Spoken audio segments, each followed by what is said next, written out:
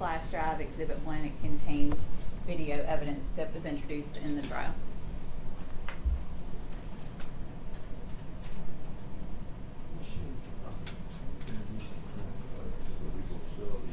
It's Flash drive containing the videos marked as Exhibit 42.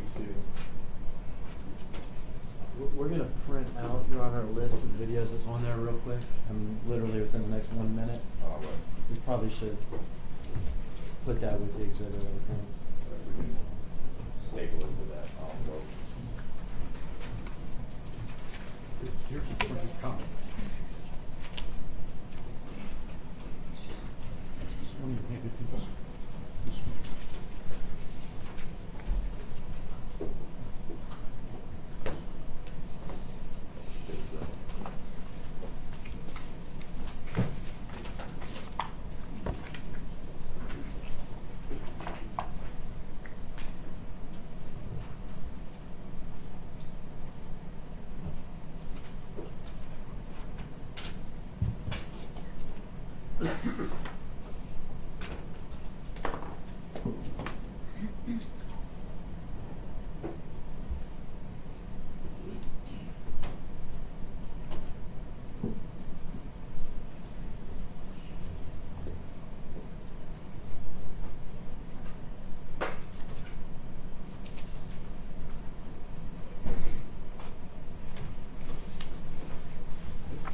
All right, we will now take up the defense motion.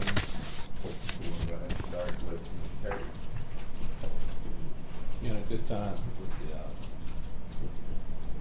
I'd like to renew my motion for acquittal. I think that the court has heard the motion that we did at the end of the state's case.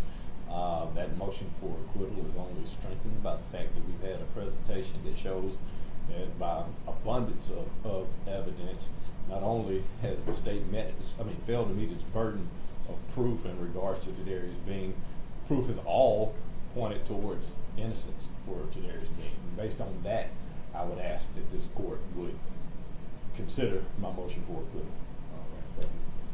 All right, Mr. Single. On behalf of Demetrius Haley, we renew the motion for judgment of acquittal pursuant to Rule 29. Incorporate the arguments made at the state of closed proof. Ask the court to take this case from the jury. It's rarely done. The rule's there for a reason. The court has the authority, and this is the appropriate case to do. Your Honor, I would adopt what Mr. Perry and Mr. Stingel just said regarding Rule 29, the rarity of it and the fact that you've now heard extensive proof from the defense, who had no burden of proof of any sort.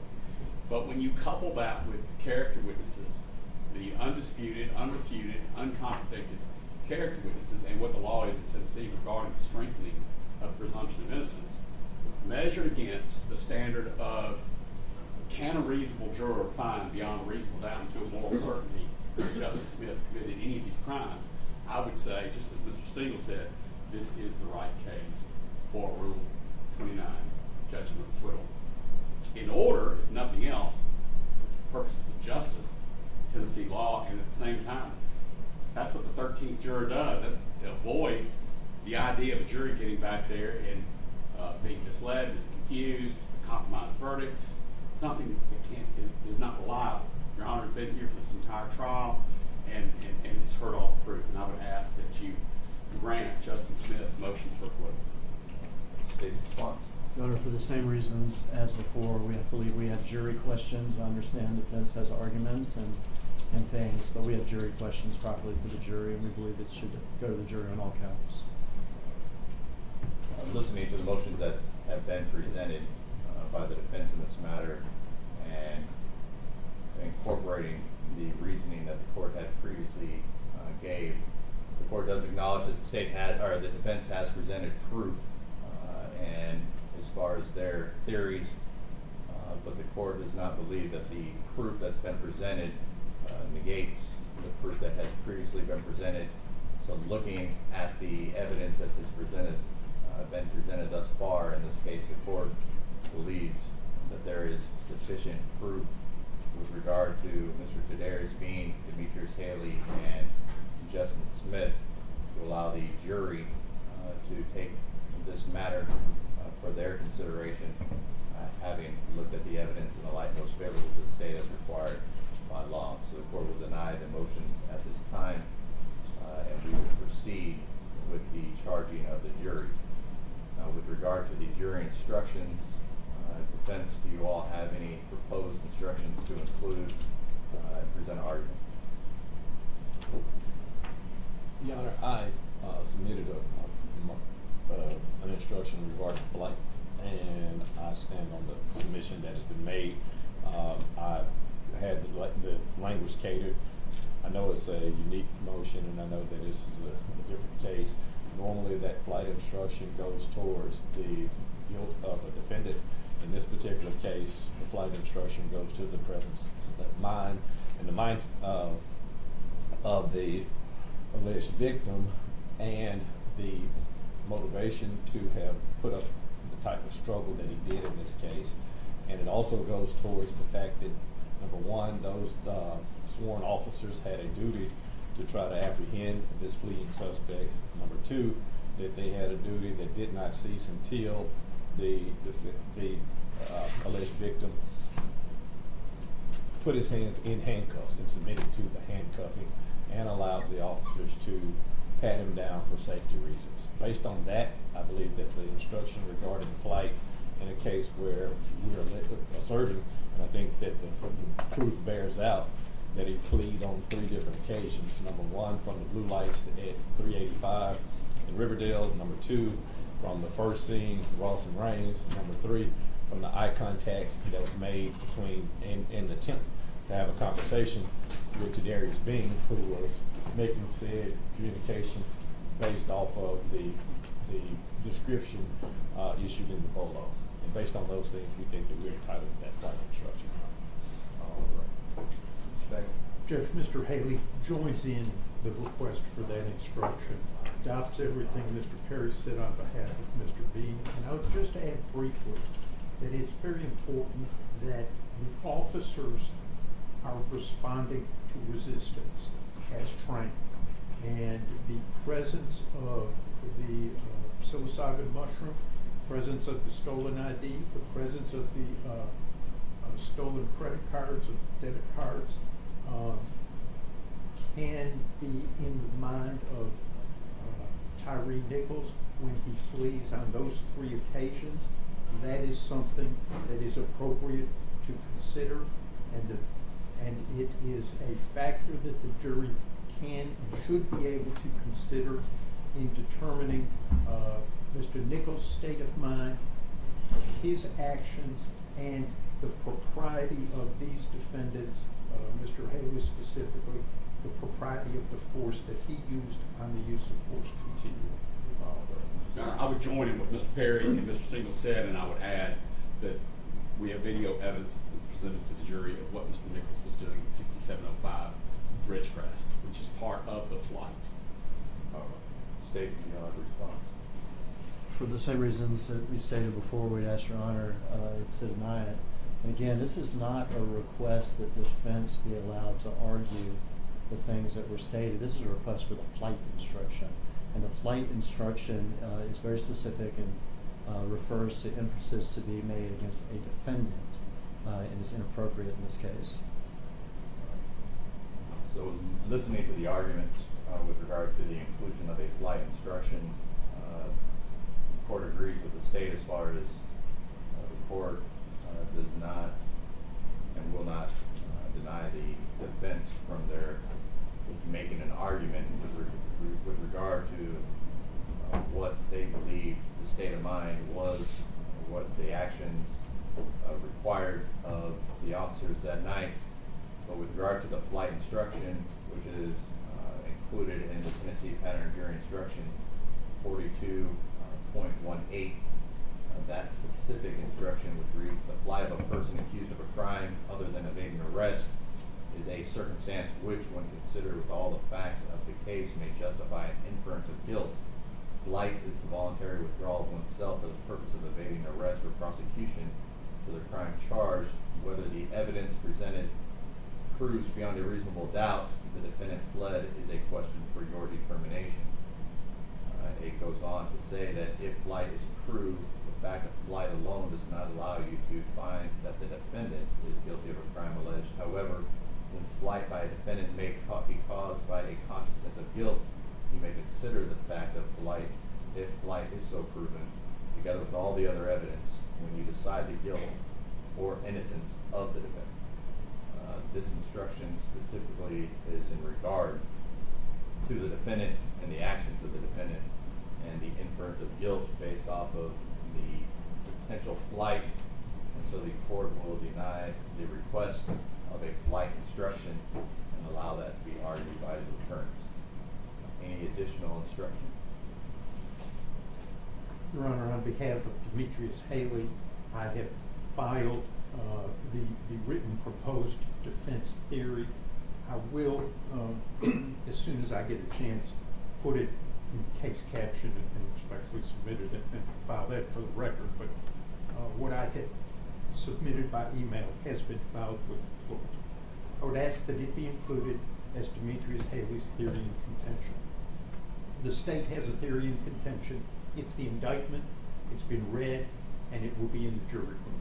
This is Demetrius Haley contests the indictment, has introduced evidence, and this submitted instruction is his theory in contention. I believe that the Tennessee Court of Criminal Appeals in State v. Cozart, citing State v.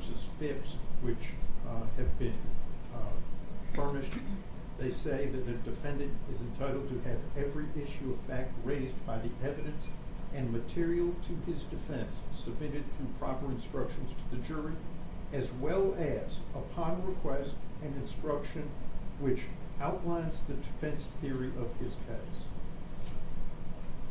While it is not, and it is that authority that I suggest that this is appropriate, while it is not binding authority, in Phipps, the Tennessee Court of Criminal Appeals went to other jurisdictions to look for persuasive authority because there was what they considered a dearth of Tennessee case law on, in that case, that was the diminished capacity case that I submitted. So I'm submitting also the Sixth Circuit case, United States v. Garner, cited on the instruction, and the language in it, the Sixth Circuit says, it is our opinion that the trial judge should have presented the defendant, Lorene Brown's, theory of the case in his instructions to the jury. In a criminal case, it is reversible error for a trial judge to refuse to present adequately a defendant's theory of defense. The trial judge was not required to adopt the language suggested by a defendant in the court's instructions. However, when a theory of defense finds some support in the evidence and in the law, a defendant is entitled to have some mention of that theory in the instructions, even when the supporting evidence is weak or of doubtful credibility. Its presence requires an instruction on the theory of defense. I skipped the internal case sites there. Your Honor, there's evidence to support the theory that Mr. Haley has submitted. What has been submitted is not argumentative. It is simply a statement of facts in evidence that tend to negate the state's theory of the indictment. And I would request that the instruction proposed and emailed and filed be given. State's response. The theory of defense spoken about in Phipps and in the other cases are instructions on the law. So if the defense is some type of self-defense, then the judge has to instruct the law on self-defense.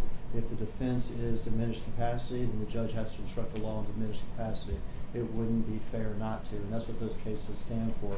Not for the submission of a factual statement by defendants purporting factually, this is my theory of defense.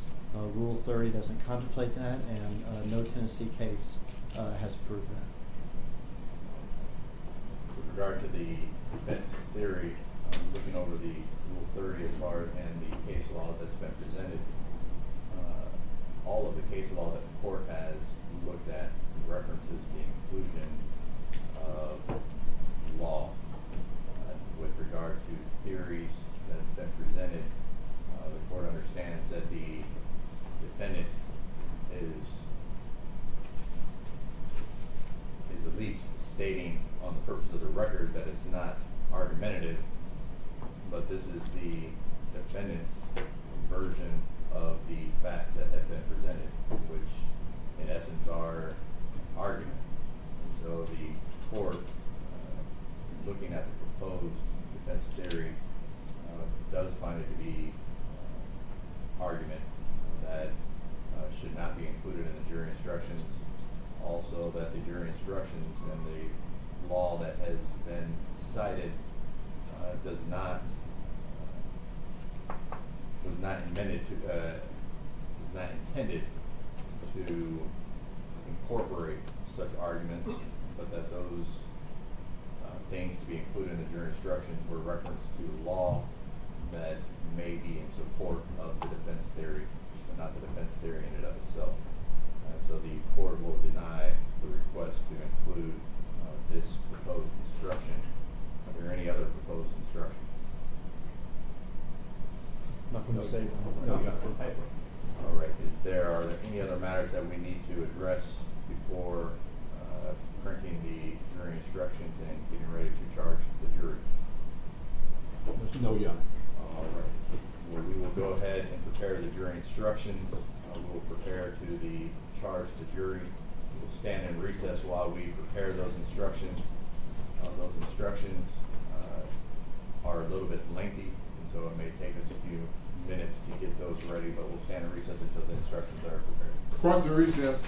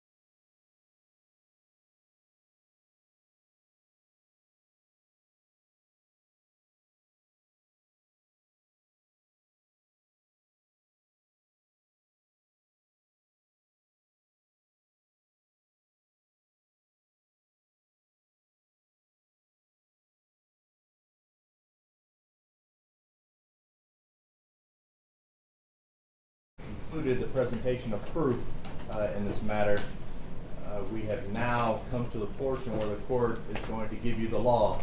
In each of your chairs, you have a notebook that has the jury instructions. You are free to mark and make notes as we go along.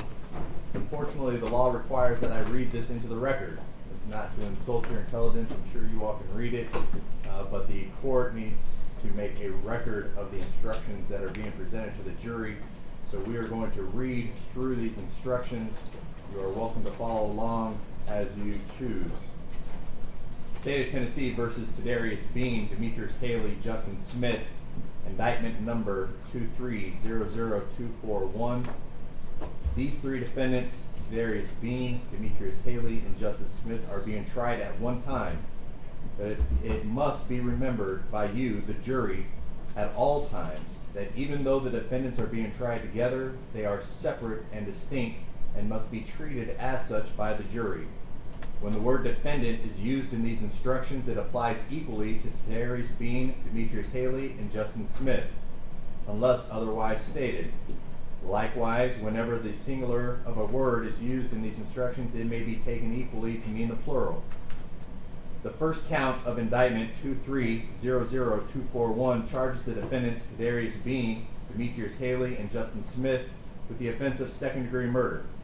Embraced and included are the lesser included offenses of facilitation, second-degree murder, voluntary manslaughter, facilitation, voluntary manslaughter, aggravated assault resulting in death, facilitation, aggravated assault resulting in death, reckless homicide, facilitation of reckless homicide, criminally negligent homicide, and facilitation, criminally negligent homicide. The second count charges the defendants Tadarius Bean, Demetrius Haley, and Justin Smith with the offense of aggravated assault, acting in concert. Embraced and included are the lesser included offenses of attempted aggravated assault, facilitation of aggravated assault, reckless aggravated assault, facilitation, reckless aggravated assault, reckless endangerment, assault, and attempted assault. The third count charges the defendants Tadarius Bean, Demetrius Haley, and Justin Smith with the offense of aggravated kidnapping with bodily injury. Embraced and included are the lesser included offenses of attempted aggravated kidnapping, facilitation of aggravated kidnapping, kidnapping, attempted kidnapping, facilitation of kidnapping, false imprisonment, and attempted false imprisonment. The fourth count charges the defendants Tadarius Bean, Demetrius Haley, and Justin Smith with the offense of aggravated kidnapping with deadly weapon. Embraced and included are the lesser included offenses of attempted aggravated kidnapping, facilitation aggravated kidnapping, false imprisonment, and attempted false imprisonment. The fifth count charges the defendants Tadarius Bean, Demetrius Haley, and Justin Smith with the offense of official misconduct, unauthorized exercise of official authority. Embraced and included are the lesser included offenses of attempted official misconduct and facilitation of official misconduct. The sixth count charges the defendant Tadarius Bean, Demetrius Haley, and Justin Smith with the offense of official misconduct, refraining from performing a duty. Embraced and included are the lesser included offenses of attempted official misconduct and facilitation of official misconduct. The seventh count charges the defendants Tadarius Bean, Demetrius Haley, and Justin Smith with the offense of official oppression. Embraced and included are the lesser included offenses of attempted official oppression and facilitation of official oppression. The law makes it the duty of the court to give in charge to the jury the law relative to the case on trial, and under the law given them by the court, render their verdict with absolute impartiality. The jury are the sole judges of the facts and of the law as it applies to the facts in the case. In making up your verdict, you are to consider the law in connection with the facts, but the court is the proper source from which you are to get the law. In other words, you are the judges of the law as well as the facts under the direction of the court. The jury in no case should have any sympathy or prejudice or allow anything but the law and the evidence to have any influence upon them in determining their verdict. They should render their verdict with absolute fairness and impartiality as they think the truth and justice dictate. Every fact and circumstance in the case you may consider in arriving at your verdict. The indictment in this case is the formal written accusation charging the defendants with the crime. It is not evidence against the defendants and does not create any inference of guilt. At times during the trial I have ruled upon the admissibility of evidence. You must not concern yourself with these rulings. Neither by such rulings, these instructions, nor any other remarks I have made do I mean to indicate any opinion as to the facts or what your verdict should be. Statements, arguments, and remarks of counsel are intended to help you understand the evidence and apply the law, but they are not evidence. If any statements were made that you believe are not supported by the evidence, you should disregard them. The evidence in this case has been completed, and it is my duty now to instruct you on the law. The law applicable to this case is stated in these instructions along with your preliminary instructions, and it is your duty to consider all of them carefully. The order in which these instructions are given do not indicate their relative importance. You should not single out any one or more to the exclusion of another or others, but should consider each one in light of and in harmony with the others. As previously stated, the defendants have been charged by the state of Tennessee in the indictment with second-degree murder, aggravated assault, acting in concert, aggravated kidnapping, 2 counts, official misconduct, 2 counts, and official oppression. These crimes are defined below, beginning with count 1. The charges, also called counts, are designated by numbers, and you are not to assign any meaning to their numbering. The court will now explain the law applicable in count 1 in the indictment. Second-degree murder of Tyre Nichols. Any person who commits second-degree murder is guilty of a crime. For you to find a defendant guilty of this offense, the state must have proven beyond a reasonable doubt the existence of the following essential elements. 1, that the defendant unlawfully killed the alleged victim, Tyre Nichols. And 2, that the defendant acted knowingly. Here, knowingly means that a person acts with an awareness that his conduct is reasonably certain to cause the death of the alleged victim. The requirement of knowingly is also established if it is shown that the defendant acted intentionally. Here, intentionally means that a person acts intentionally when it is a person's conscious objective or desire to cause the death of the alleged victim. The distinction between second-degree murder and voluntary manslaughter is that voluntary manslaughter requires that the killing result from a state of passion produced by adequate provocation from the alleged victim sufficient to lead a reasonable person to act in an irrational manner. Facilitation of second-degree murder. Any person who facilitates the offense of second-degree murder is guilty of a crime. For you to find a defendant guilty of this offense, the state must have proven beyond a reasonable doubt the existence of the following essential elements. 1, that the defendant knew that another person intended to commit second-degree murder, but did not have the intent to promote or assist the commission of the offense or to benefit in the proceeds or result of the offense. And 2, that the defendant furnished substantial assistance to that person in the commission of second-degree murder. And 3, that the defendant furnished such assistance knowingly. Knowingly means that a person acts knowingly with respect to the conduct or to the circumstances surrounding the conduct when the person is aware of the nature of the conduct or the circumstances exist. A person acts knowingly with respect to a result of the person's conduct when the person is aware that the conduct is reasonably certain to cause the result. The requirement of knowingly is also established if it is shown that the defendant acted intentionally. Intended and intending mean that a person acts intentionally with respect to the nature of the conduct or to a result of the conduct when it is a person's conscious objective or desire to engage in the conduct or cause the result. The essential elements necessary to constitute second-degree murder and definitions have been set out on page 4. Voluntary manslaughter. Any person who commits voluntary manslaughter is guilty of a crime. For you to find the defendant guilty of this offense, the state must have proven beyond a reasonable doubt the existence of the following essential elements. 1, that the defendant unlawfully killed the alleged victim, Tyre Nichols. And 2, that the defendant acted intentionally or knowingly. And 3, that the killing resulted from a state of passion produced by adequate provocation from the alleged victim sufficient to lead a reasonable person to act in an irrational manner. Intentionally and knowingly have previously been set out in these instructions. Passion means any of the human emotions known as anger, rage, sudden resentment, terror, or similar emotions, which render the mind incapable of cool reflection. Facilitation of voluntary manslaughter. Any person who facilitates the offense of voluntary manslaughter is guilty of a crime. For you to find a defendant guilty of this offense, the state must have proven beyond a reasonable doubt the existence of the following essential elements.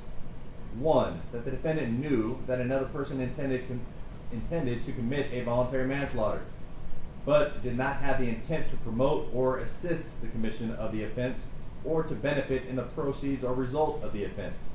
And 2. That the defendant furnished substantial assistance that the person to that person in the commission of voluntary manslaughter. And 3. That the defendant furnished such assistance knowingly. Knowingly, intended, and intending have previously been defined in these instructions. The requirement of knowingly is also established if it is shown that the defendant acted intentionally.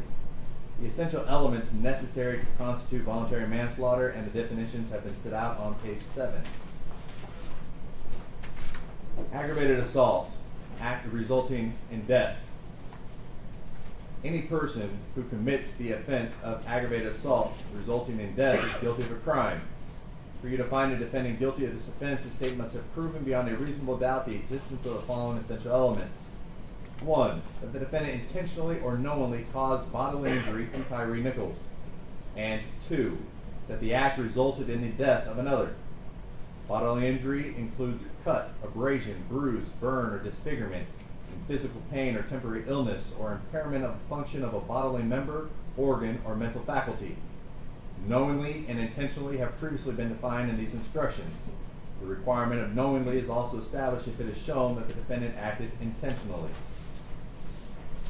Facilitation of aggravated assault resulting in death. Any person who facilitates the offense of aggravated assault resulting in death is guilty of a crime. For you to find a defendant guilty of this offense, the state must have proven beyond a reasonable doubt the existence of the following essential elements. 1. That the defendant knew that another person intended to commit an aggravated assault resulting in death, but did not have the intent to promote or assist the commission of the offense or benefit from the proceeds or result of the offense. And 2. That the defendant furnished substantial assistance to that person in commission of the aggravated assault resulting in death. And 3. That the defendant furnished such assistance knowingly. Here, knowingly, intended, intending have previously been defined in these instructions. The requirement of knowingly is also established if it is shown that the defendant acted intentionally. The essential elements necessary to constitute aggravated assault resulting in death and definitions have been set out on page 9. Reckless homicide.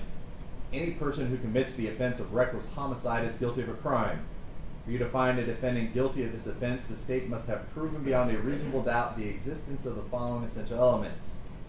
1. That the defendant killed the alleged victim, Tyre Nichols. And 2. That the defendant acted recklessly. Recklessly means that a person acts recklessly with respect to circumstances surrounding the conduct or the result of the conduct when the person is aware of but consciously disregards a substantial and unjustifiable risk that the alleged victim will be killed. The risk must be of such a nature and degree that its disregard constitutes a gross deviation from the standard of care that an ordinary person would exercise under all the circumstances as viewed from the accused person's standpoint. The requirement of recklessly is also established if it is shown that the defendant acted intentionally or knowingly. Here, intentionally and knowingly have previously been defined in these instructions. Facilitation of reckless homicide. Any person who facilitates the offense of reckless homicide is guilty of a crime. For you to find a defendant guilty of this offense, the state must have proven beyond a reasonable doubt the existence of the following essential elements. 1. That the defendant knew that another person intended to commit a reckless homicide but did not have the intent to promote or assist the commission of the offense or to benefit in the proceeds or result of the offense. And 2. That the defendant furnished substantial assistance to that person in the commission of reckless homicide. And 3. that the defendant furnish such assistance knowingly. Here, knowingly, intended, and intending have previously been defined in these instructions. The requirement of knowingly is also established if it is shown that the defendant acted intentionally.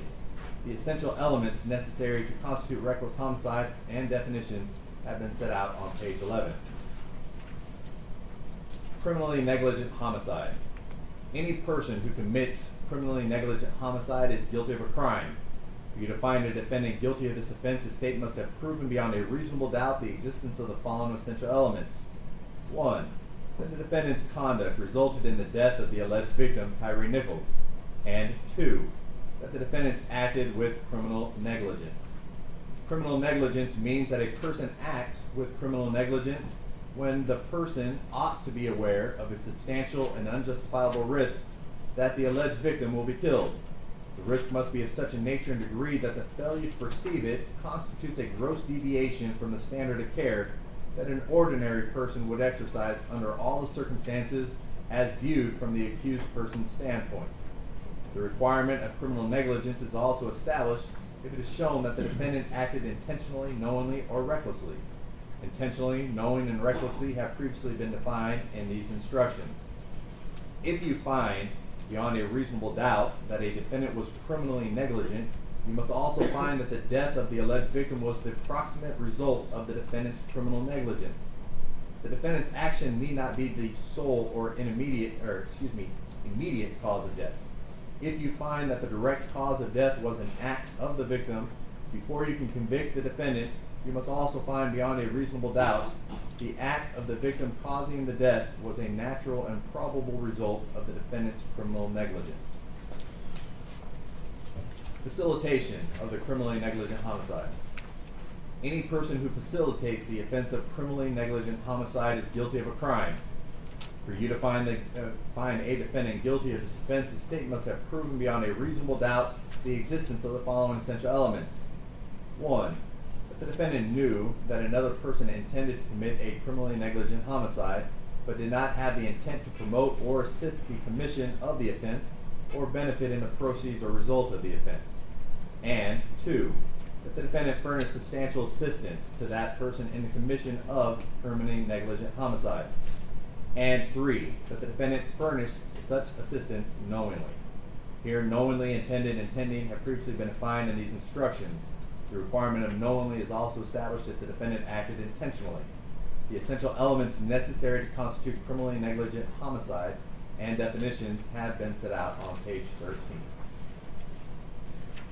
The court will now explain the law applicable to count 2 in the indictment.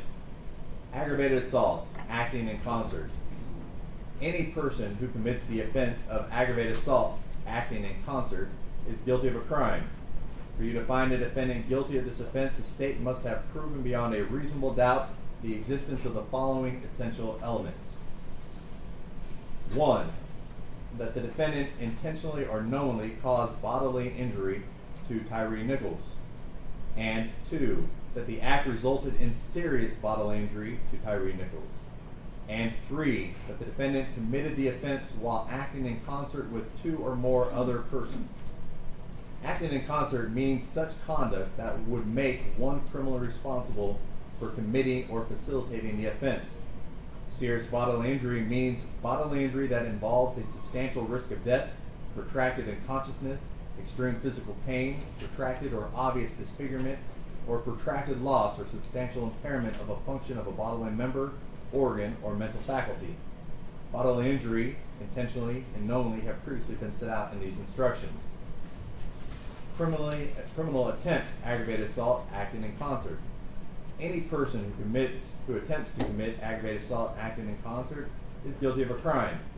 For you to find a person guilty of criminal attempt, the state must have proven beyond a reasonable doubt the existence of the following essential elements.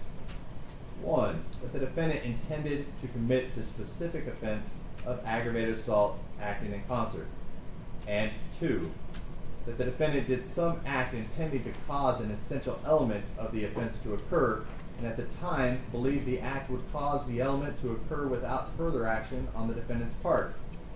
Intended and intending mean that a person acts intentionally with respect to the nature of the conduct or to a result of the conduct when it's the person's conscious objective or desire to engage in the conduct or cause the result. The essential elements necessary to constitute aggravated assault acting in concert and definitions have been set out on page 15.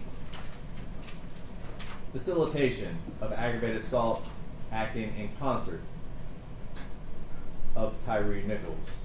Any person who facilitates the offense of aggravated assault acting in concert is guilty of a crime. For you to find a defendant guilty of this offense, the state must have proven beyond a reasonable doubt the existence of the following essential elements. 1. That the defendant knew that another person intended to commit an aggravated assault acting in concert, but did not have the intent to promote or assist the commission of the offense or to benefit in the proceeds or result of the offense. And 2. The defendant furnished substantial assistance to that person in the commission of aggravated assault acting in concert. And 3. That the defendant furnished such assistance knowingly. Here, knowingly, intended, and intending have previously been defined in these instructions. The requirements of knowingly is also established if it is shown that the defendant acted intentionally. The essential elements necessary to constitute aggravated assault acting in concert and definitions have been set out on page 15. Reckless aggravated assault. Any person who commits the offense of reckless aggravated assault is guilty of a crime. For you to find a defendant guilty of this offense, the state must have proven beyond a reasonable doubt the existence of the following essential elements. 1. That the defendant recklessly caused bodily injury to Tyre Nichols. And 2. That the act resulted in serious bodily injury to Tyre Nichols. And 3. That the defendant committed the offense while acting in concert with 2 or more other persons.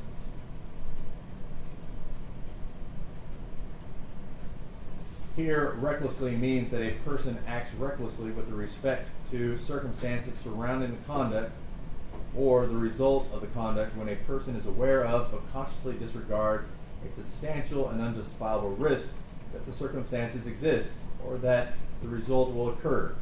The risk must be of such a nature and degree that its disregard constitutes a gross deviation from the standard of care that an ordinary person would exercise under all circumstances as viewed from the accused person's standpoint. The requirement of reckless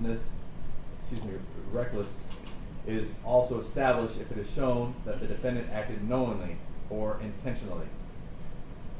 Acting in concert, bodily injury, serious bodily injury, knowing, and intentionally have previously been defined in these instructions.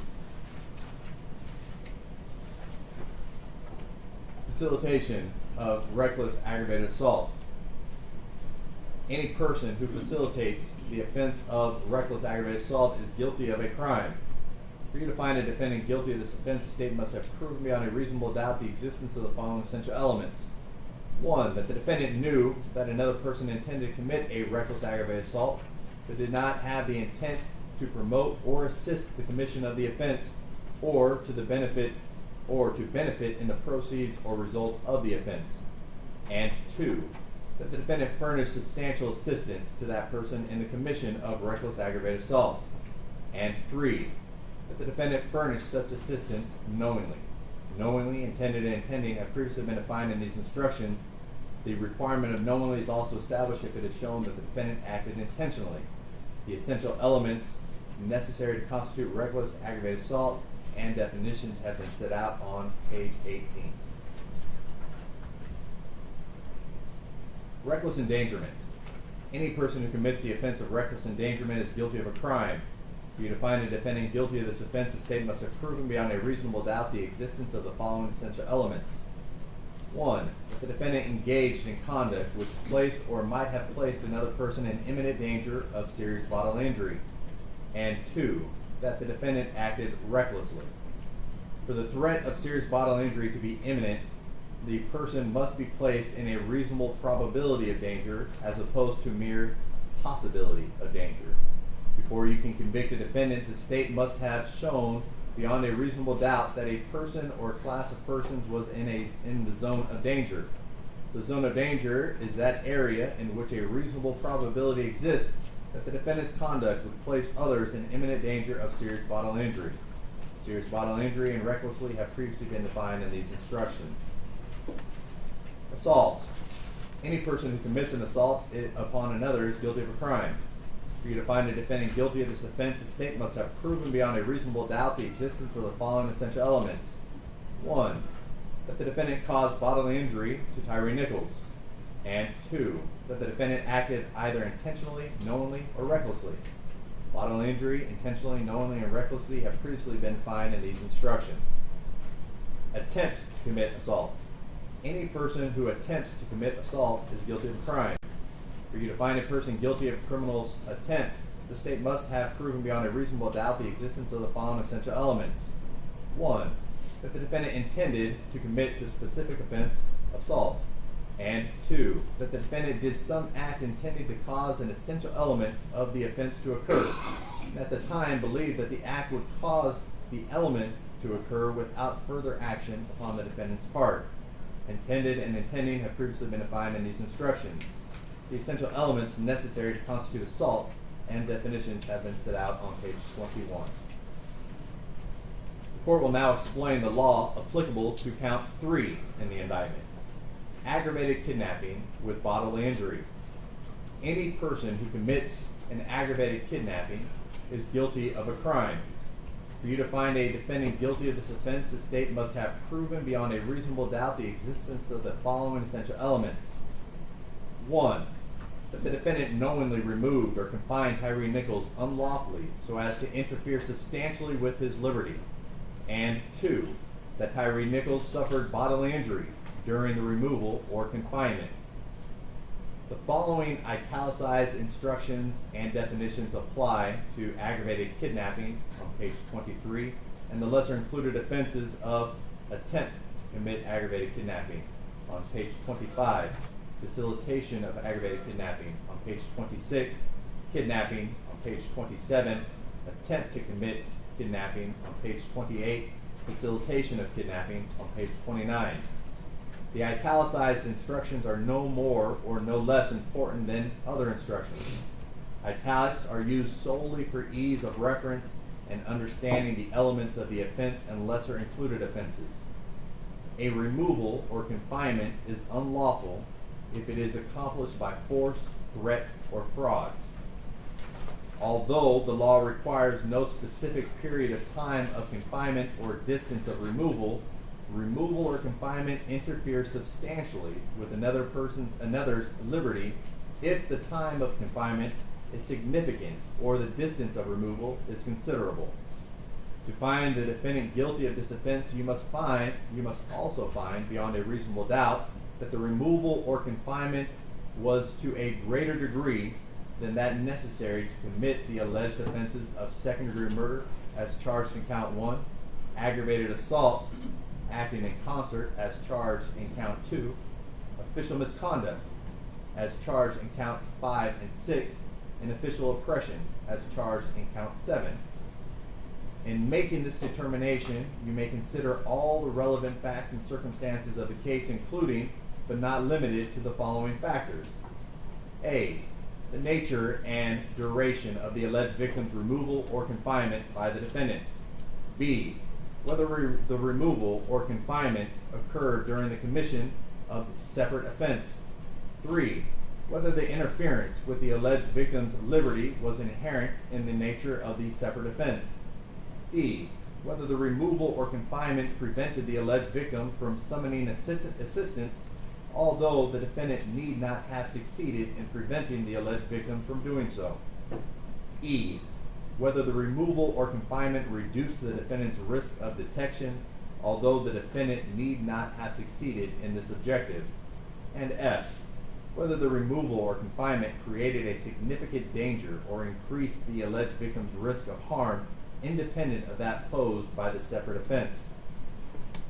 Unless you find beyond a reasonable doubt that the alleged victim's removal or confinement exceeded that which was necessary to accomplish the alleged offenses of second-degree murder, aggravated assault acting in concert, official misconduct, and official oppression, and was not essentially incidental to any one of these offenses, you must find the defendant not guilty of aggravated kidnapping or any of its lesser included offenses. Bodily injury and knowingly have previously been set out and defined in these instructions. Attempt to commit aggravated kidnapping. Any person who attempts to commit aggravated kidnapping is guilty of a crime. For you to find a person guilty of criminal attempt, the state must have proven beyond a reasonable doubt the existence of the following essential elements. 1. That the defendant intended to commit the specific offense of aggravated kidnapping. And 2. That the defendant did some act intending to cause an essential element of the offense to occur, and at the time believed the act would cause the element to occur without further action on the defendant's part. Intended and intending have previously been defined in these instructions. The essential elements necessary to constitute aggravated kidnapping and definitions have been set out on page 23. Facilitation of aggravated kidnapping. Any person who facilitates the offense of aggravated kidnapping is guilty of a crime. For you to find a defendant guilty of this offense, the state must have proven beyond a reasonable doubt the existence of the following essential elements. 1. That the defendant knew that another person intended to commit an aggravated kidnapping, but did not have the intent to promote or assist the commission of the offense, or to benefit in the proceeds or result of the offense. And 2. That the defendant furnished substantial assistance to that person in the commission of aggravated kidnapping. And 3. That the defendant furnished such assistance knowingly. Knowingly, intended, and intending have previously been defined in these instructions. The requirement of knowingly is also established if it is shown that the defendant acted intentionally. The essential elements necessary to constitute aggravated kidnapping and definitions have been set out on page 23. Kidnapping. Any person who commits the offense of kidnapping is guilty of a crime. For you to find a defendant guilty of this offense, the state must have proven beyond a reasonable doubt the existence of the following essential elements. 1. That the defendant knowingly removed or confined Tyre Nichols unlawfully so as to interfere substantially with his liberty. And 2. That the removal or confinement was under circumstances that exposed Tyre Nichols to substantial risk of bodily injury. The instructions regarding removal or confinement, as explained above in the italicized instructions for aggravated kidnapping under this count 3, applied to the lesser included offense. Refer to those italicized instructions there. Bodily injury and knowingly have previously been defined in these instructions. Attempt to commit kidnapping. Any person who attempts to commit kidnapping is guilty of a crime. For you to find a person guilty of criminal attempt, the state must have proven beyond a reasonable doubt the existence of the following essential elements. 1. That the defendant intended to commit the specific offense, kidnapping. And 2. That the defendant did some act intended to cause an essential element of the offense to occur, and at the time believed the act would cause the element to occur without further action on the defendant's part. Intended and intending have previously been defined in these instructions. The essential elements necessary to constitute kidnapping and definitions have been set out on page 27. Facilitation of kidnapping. Any person who facilitates the offense of kidnapping is guilty of a crime. For you to find a defendant guilty of this offense, the state must have proven beyond a reasonable doubt the existence of the following essential elements. 1. That the defendant knew that another person intended to commit a kidnapping, but did not have the intent to promote or assist in the commission of the offense or benefit in the proceeds or result of the offense. And 2. That the defendant furnished substantial assistance to that person in the commission of kidnapping. And 3. That the defendant furnished such assistance knowingly. Knowingly, intended, and intending have previously been defined in these instructions. The requirement of knowingly is also established if it is shown that the defendant acted intentionally. The essential elements necessary to constitute kidnapping and definitions have been set out on page 27. False imprisonment of Tyre Nichols. Any person who commits the offense of false imprisonment is guilty of a crime. For you to find the defendant guilty of this offense, the state must have proven beyond a reasonable doubt the existence of the following essential elements. 1. That the defendant removed or confined Tyre Nichols unlawfully so as to interfere substantially with his liberty. And 2. That the defendant acted knowingly. The instructions regarding a removal or confinement, as explained above in the italicized instructions for especially aggravated kidnapping under this count 3, apply to this lesser included offense. refer to those instructions there. Knowingly have previously been defined in these instructions. Attempt to commit false imprisonment. Any person who attempts to commit false imprisonment is guilty of a crime. For you to find a person guilty of criminal attempt, the state must have proven beyond a reasonable doubt the existence of the following essential elements. 1. That the defendant intended to commit the specific offense of false imprisonment. And 2. That the defendant did some act intending to cause an essential element of the offense to occur, and at the time believed the act would cause the element to occur without further action on the defendant's part. Intended and intending have previously been defined in these instructions. The essential elements necessary to constitute false imprisonment and definitions have been set out on page 30. The court will now explain the law applicable to count 4 in the indictment. Aggravated kidnapping of Tyre Nichols with a deadly weapon. Any person who commits an aggravated kidnapping is guilty of a crime. For you to find the defendant guilty of this offense, the state must have proven beyond a reasonable doubt the existence of the following essential elements. 1. That the defendant knowingly removed or confined Tyre Nichols unlawfully so as to interfere substantially with his liberty. And 2. That the defendant possessed or threatened the use of a deadly weapon. The italicized instructions for aggravated kidnapping under count 3 apply to aggravated kidnapping in this count 4, on page 23. Please refer to that page for the definitions and instructions as needed. Deadly weapon means a firearm or anything manifestly designed, made, or adapted for the purpose of inflicting death or serious bodily injury, or or anything that in the manner of its use or intended use is capable of causing death or serious bodily injury. Firearm means any weapon that will or is designed to or may readily be converted to expel a projectile by the action of an explosive. Knowingly has been previously defined for you in these instructions for aggravated assault resulting in death under count 1. Refer to the definition there. Attempt to commit aggravated kidnapping. Any person who attempts to commit aggravated kidnapping is guilty of a crime. For you to find a person guilty of criminal attempt, the state must have proven beyond a reasonable doubt the existence of the following essential elements. 1. That the defendant intended to commit the specific offense, aggravated kidnapping. And 2. That the defendant did some act intending to cause an essential element of the offense to occur, and at the time believed the act would cause the element to occur without further action on the defendant's part. Intended and intending have previously been defined in these instructions. The italicized instructions for aggravated kidnapping under count 3 apply to aggravated kidnapping in this count 4, on page 23. Please refer to that page for the definitions and instructions as needed.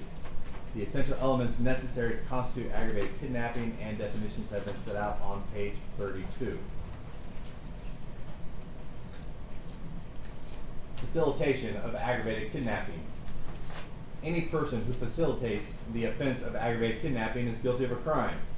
For you to find a defendant guilty of this offense, the state must have proven beyond a reasonable doubt the existence of the following essential elements.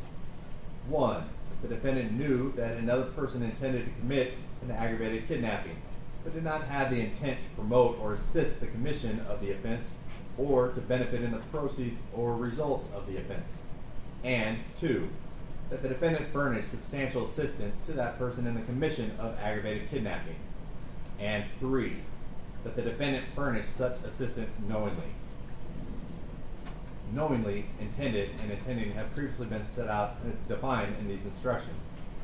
The requirement of knowingly is also established if it is shown that the defendant acted intentionally.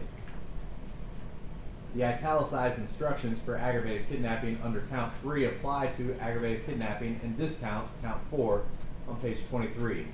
Please refer to that page for definitions and instructions as needed. The essential elements necessary to constitute aggravated kidnapping and definitions have been set out on page 32. False imprisonment of Tyre Nichols. Any person who commits the offense of false imprisonment is guilty of a crime. For you to find the defendant guilty of this offense, the state must have proven beyond a reasonable doubt the existence of the following essential elements. 1. That the defendant removed or confined Tyre Nichols unlawfully so as to interfere substantially with his liberty. And 2. That the defendant acted knowingly. The instructions regarding a removal or confinement as explained above in the italicized instructions for especially aggravated kidnapping under this count 3, on page 23 apply to this lesser included offense. Refer to those instructions there. Knowingly has previously been defined in these instructions. Any person or attempt to commit false imprisonment. Any person who attempts to commit false imprisonment is guilty of a crime. For you to find a person guilty of criminal attempt, the state must have proven beyond a reasonable doubt the existence of the following essential elements. That is, should be number 1. 1. That the defendant intended to commit the specific offense of false imprisonment. And 2. That the defendant did some act intending to cause the essential elements of the offense to occur, and at the time believed the act would cause the element to occur without further action on the defendant's part. Intended and intending have previously been defined in these instructions. The essential elements necessary to constitute false imprisonment and definitions have been set out on page 35. The court will now explain the law applicable to count 5 in the indictment. Official misconduct, unauthorized exercise of official power. Any public servant who commits the offense of official misconduct is guilty of a crime. For you to find a defendant guilty of this offense, the state must have proven beyond a reasonable doubt the existence of the following essential elements. 1. That the defendant acted as a public servant. And 2. That the defendant committed an act relating to the defendant's office or employment that constituted an unauthorized exercise of official power. And 3. That the defendant acted knowingly or intentionally. And 4. That the defendant acted with the intent to obtain a benefit or to harm another. Act and acted means a bodily movement, whether voluntary or involuntary, and includes speech. Intent, intentionally, and knowingly have previously been defined in these instructions. Public servant means a person elected, selected, appointed, employed, or otherwise designated as one of the following, even if the public servant has not yet qualified for office or assumed the duties: an officer, employee, or agent of government. Attempt to commit official misconduct. Any person who attempts to commit official misconduct is guilty of a crime. For you to find a person guilty of criminal attempt, the state must have proven beyond a reasonable doubt the existence of the following essential elements. 1. That the defendant intended to commit the specific offense of official misconduct. And 2. That the defendant did some act intending to cause an essential element of the offense to occur, and at the time believed the act would cause the element to occur without further action on the defendant's part. Intended and intending have previously been defined in these instructions. The essential elements necessary to constitute official misconduct and definitions have been set out on page 37. Facilitation of official misconduct. Any person who facilitates the offense of official misconduct is guilty of a crime. For you to find a defendant guilty of this offense, this state must have proven beyond a reasonable doubt the existence of the following essential elements.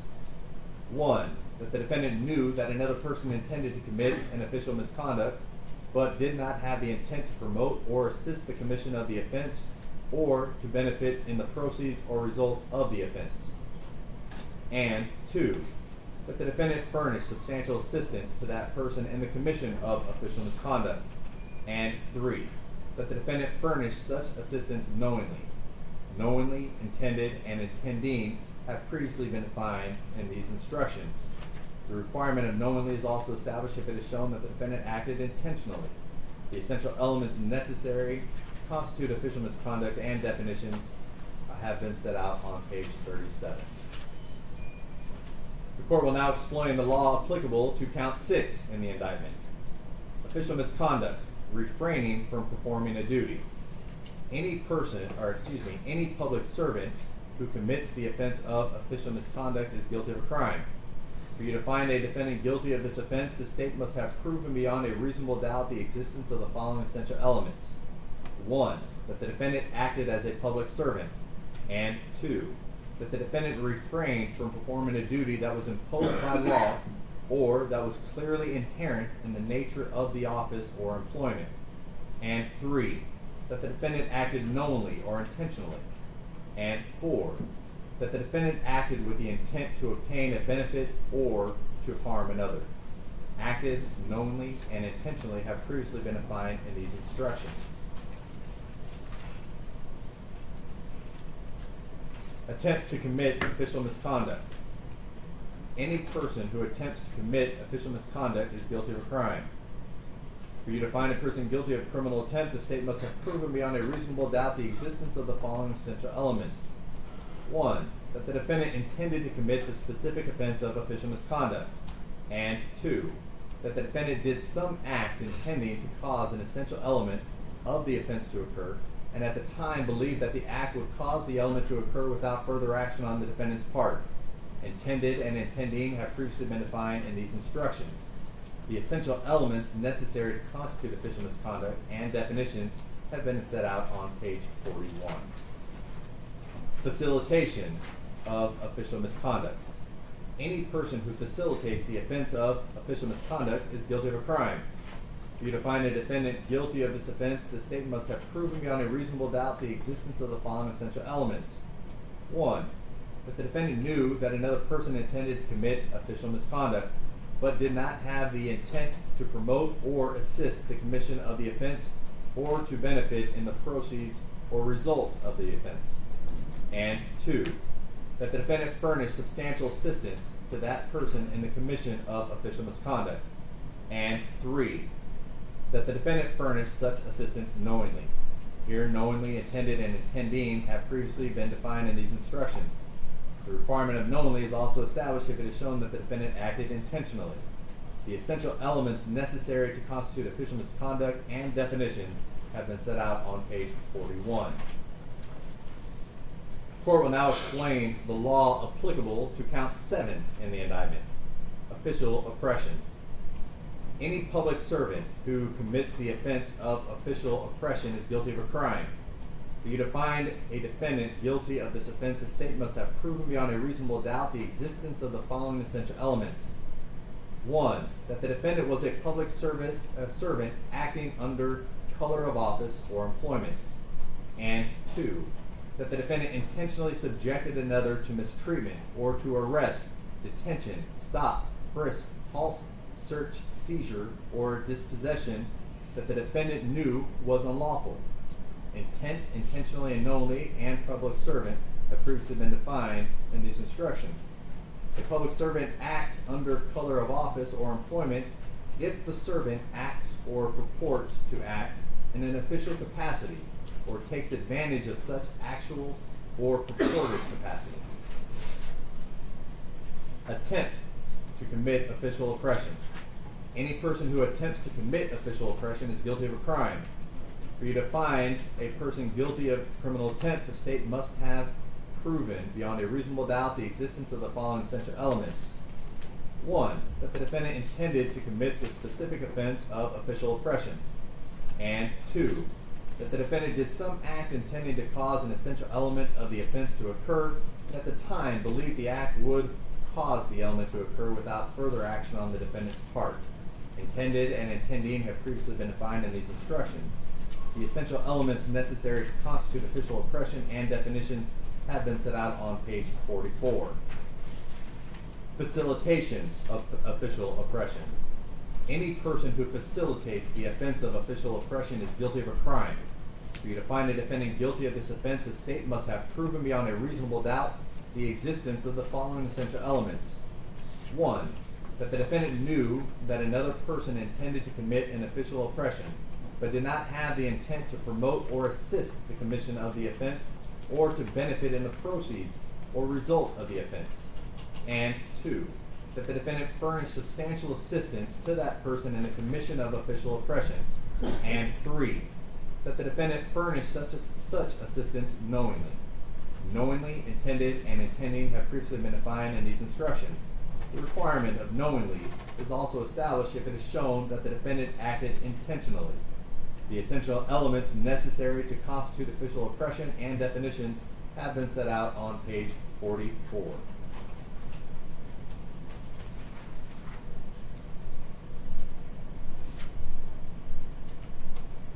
Considering multiple defendants. You should give separate consideration to each defendant. Each defendant is entitled to have his case decided on the evidence and the law applicable to that particular defendant. Any evidence which was limited to a specific defendant should not be considered by you as to any other defendant. You can acquit all defendants or convict all, or you can acquit one or more and convict one or more. If you cannot agree upon a guilt as to all defendants, but you do agree upon the verdict as to one defendant, you must render a verdict as to the one or the ones upon which you agree. You will receive separate verdict forms on the charged counts and lesser offenses for each defendant. Identity.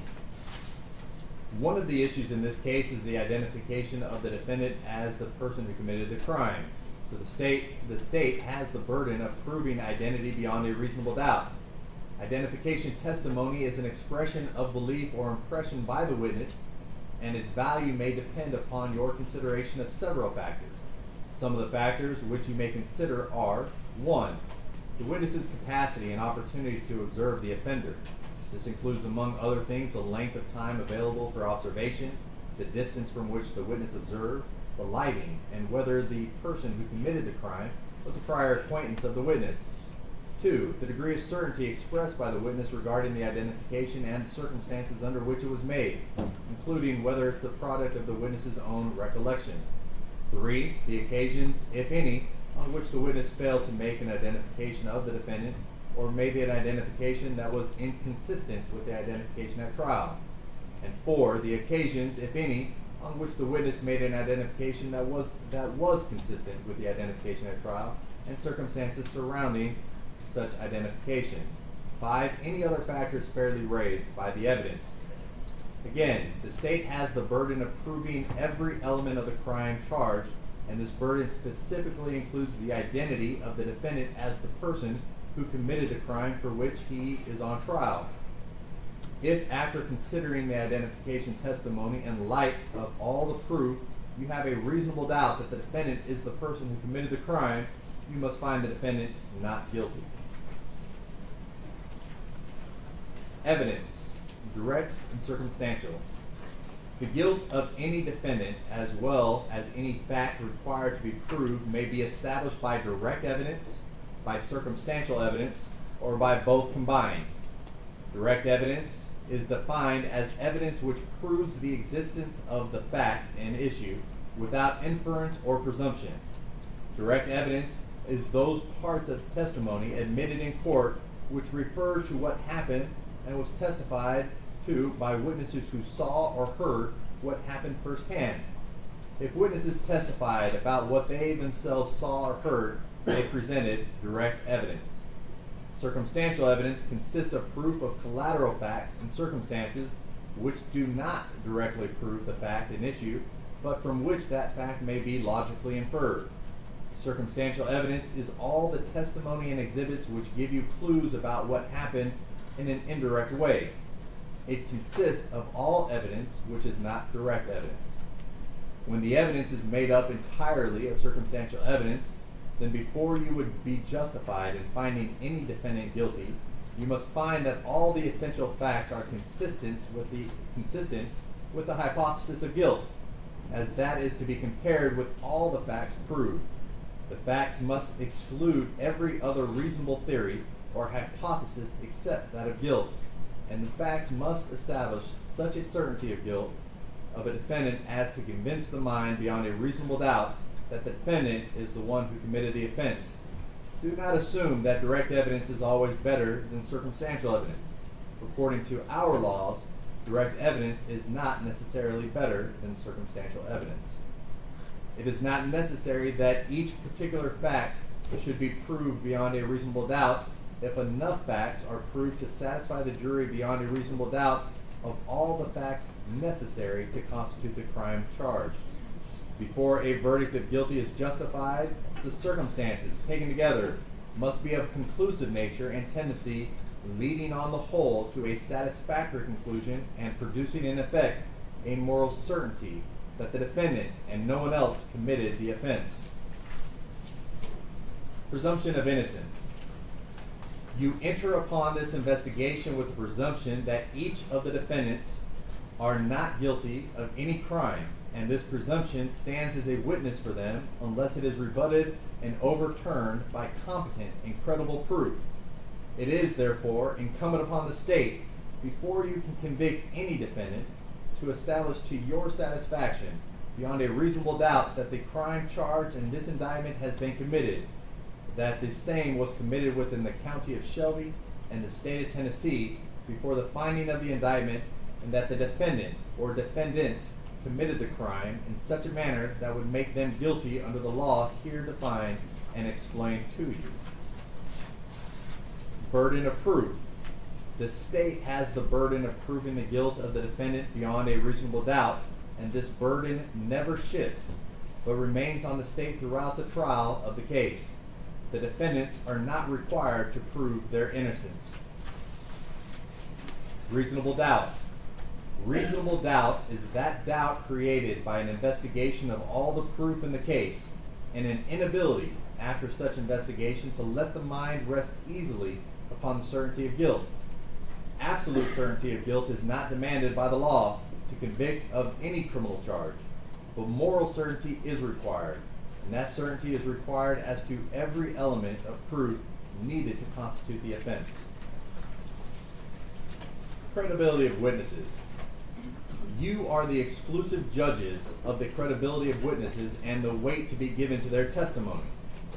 If there are any conflicts in the testimony of different witnesses, you must reconcile those conflicts, if you can, without hastily or rashly concluding that any witness has sworn falsely, for the law presumes that every witness has told the truth. It is your job to decide what the facts of this case are. When you cannot reconcile the statements of different witnesses, then you must decide which witness or witnesses you believe, and how important you think the witness's testimony was. You do not have to accept or reject everything a witness said. You are free to believe all, none, or part of any person's testimony. In deciding which testimony you believe, you should rely on your own common sense and everyday experience. There is no fixed set of rules or judging whether you believe a witness, but it may help you to think about these questions. 1. Was the witness able to see and hear clearly? How long was the witness watching or listening? Was anything else going on that might have distracted the witness? 2. Did the witness seem to have a good memory? 3. How did the witness look and act while testifying? Did the witness seem to be making an honest effort to tell the truth, or did the witness seem to evade the questions? 4. Has there been any evidence presented regarding the witness's intelligence, respectability, or reputation for truthfulness? 5. Does the witness have any bias, prejudice, or personal interest in how the case is decided? 6. Did the witness have a motive to testify truthfully or to testify untruthfully? 7. Have there been any promises, threats, suggestions, or other influences that affected how the witness testified? 8. In general, does the witness have any special reason to tell the truth or any special reason to lie? 9. All in all, how reasonable does the witness' testimony seem when you think about all the other evidence in the case? Sometimes the testimony of different witnesses will not agree, and you must decide which testimony you accept. You must think about whether the disagreement involves something important or not, and whether you think someone is lying or is simply mistaken. People see and hear things differently. Witnesses may testify honestly, but simply be wrong about what they thought they saw or remembered. It is also a good idea to think about which testimony agrees best with the other evidence in the case. However, you may conclude that a witness has deliberately lied about something that is important or to how you decide the case. If so, you may choose not to accept anything that witness said. On the other hand, if you think the witness lied about some things but told the truth about others, you may simply accept the part you think is true and ignore the rest. Expert witness. During the trial, you heard the expert testimony of TBI agent Derek Miller, who was described to us as an expert in the field of digital forensic examiner. You also heard the expert testimony of Dr. Marco Ross, who was described to us as an expert in the field of forensic pathology. You also heard the expert testimony of Dr. Jane Turner, who was described to us as an expert in the field of forensic pathology. You also heard the expert testimony of Ms. Samantha Spencer, who was described to us as an expert in the field of forensic biology through DNA analysis. You also heard the expert testimony of Mr. Jared Zwicky, who was described to us as an expert in the field of defensive tactics, human factors, deadly force, police training, video and digital analysis. You also heard expert testimony of Mr. John Tisdale, who was described to us as an expert in the field of police policy and use of force. You also heard the expert testimony of Mr. Don Cameron, who was described to us as an expert in the field of police training, standards, and use of force. The rules of evidence provide that if scientific, technical, or other specialized knowledge might assist the jury in understanding the evidence or in determining a fact and issue, a witness qualified as an expert by reason of special knowledge or experience may testify and state their opinions concerning such matters and give reasons for their testimonies. Merely because an expert witness has expressed an opinion does not mean, however, that you are bound to accept this opinion. The same as with any other witness, it is up to you to decide whether you believe this testimony and choose to rely upon it.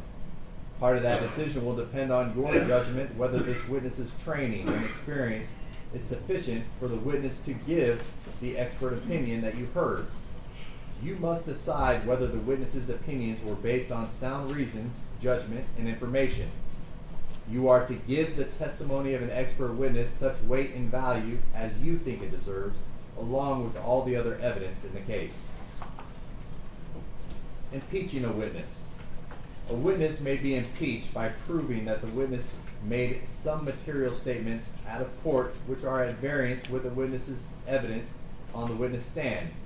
However, proof of prior inconsistent statements may be considered by you only for the purpose of testing the witness's credibility and not as substantive evidence of the truth of the matter asserted in such statements unless the trial judge has made those statements an exhibit. Further, a witness may be impeached by a careful cross-examination involving the witness in contradictory, unreasonable, and improbable statements. However, immaterial discrepancies or differences in the statements of witnesses do not affect their credibility unless it should plainly appear that some witness has willfully testified falsely. When a witness is thus impeached, the jury has the right to disregard the witness's evidence and treat it as untrue, except where it is corroborated by other credible testimony or by the facts and circumstances proved on the trial. Criminal responsibility for the conduct of another. A defendant is criminally responsible as a party to second-degree murder, aggravated assault, acting in concert, aggravated kidnapping, official misconduct, and official oppression if the offenses were committed by the defendant's own conduct, by the conduct of another for which the defendant is criminally responsible, or by both. Each party to the offense may be charged with the commission of the offense. A defendant is criminally responsible for an offense committed by the conduct of another if, acting with the intent to promote or assist the commission of the offense or to benefit from the proceeds or result of the offense, the defendant solicits, directs, aids, or attempts to aid another person to commit the offense. Here, intent means that the person acts intentionally with respect to the nature of the conduct or to a result of the conduct when it's the person's conscious objective or desire to engage in the conduct or cause the result. A person is criminally responsible for an offense committed by the conduct of another if, having a duty imposed by law or voluntarily undertaken to prevent commission of the offense, and acting with the intent to the benefit in the proceeds or the results of the offense, or promote or assist its commission. A defendant fails to make a reasonable effort to prevent commission of the offense. Intent means that a person acts intentionally with respect to the nature of conduct or to a result of the conduct when it's the person's conscious objective or desire to engage in the conduct or cause the result. A defendant who is criminally responsible for an offense may be found guilty not only of the offense, but also for any other offense or offenses committed by another if you find beyond a reasonable doubt that the other offense or offenses committed were natural and probable consequences of the original offense for which the defendant is found criminally responsible, and that the elements of the other offenses or offenses that accompanied the original offense have been proven beyond a reasonable doubt. In deciding the criminal responsibility of each defendant, the jury may also take into consideration any evidence offered that a defendant attempted to thwart or withdraw from any of the offenses that followed from the original offense. To find a defendant criminally responsible for the acts of another, it is not necessary that you find the defendant was present or that the defendant took a physical part in the crime. Encouragement of the principal offender is sufficient. However, mere presence during the commission of an offense is not sufficient to support a conviction. Before you can find a defendant guilty of being criminally responsible for said offense or offenses committed by the conduct of another, you must find that all the essential elements of said offenses have been proven by the state beyond a reasonable doubt. Criminal responsibility is not a separate criminal charge of the indicted charge or lesser included offenses. It is an alternate theory of criminal liability by which the state may prove a defendant's guilt based on the conduct of another person. Consequently, there is no separate verdict form for criminal responsibility. You will use the verdict forms for the offenses for which you find a defendant criminally responsible should a defendant be found guilty of any offense under this theory. It is not a defense that a person for whom's conduct the defendant is criminally responsible has not been convicted or was convicted of a different offense or different type or class of offense. Witness claiming to be a participant. The prosecution has presented a witness who claims to have been a participant with the defendants in the crime charged. While you may convict upon this testimony alone, you should act upon it with great caution. Give it careful examination in the light of other evidence in the case. You are not to convict upon this testimony alone unless you are convinced beyond a reasonable doubt that it is true. Limiting instruction. Members of the jury, you have received as evidence a memorandum of understanding, which has been marked Exhibit 4, and a guilty plea marked as Exhibit 16 of a charged co-defendant, Desmond Mills. You are instructed that this evidence may be only considered with respect to the guilt or innocence of the co-defendant for whom they belong. In other words, the evidence can only be used to assess whether the co-defendant is guilty or not guilty of the charges against them and cannot make any assumptions or inferences about another defendant in this case. Each defendant must be evaluated on the evidence presented specifically against them. The guilt or innocence of one defendant should not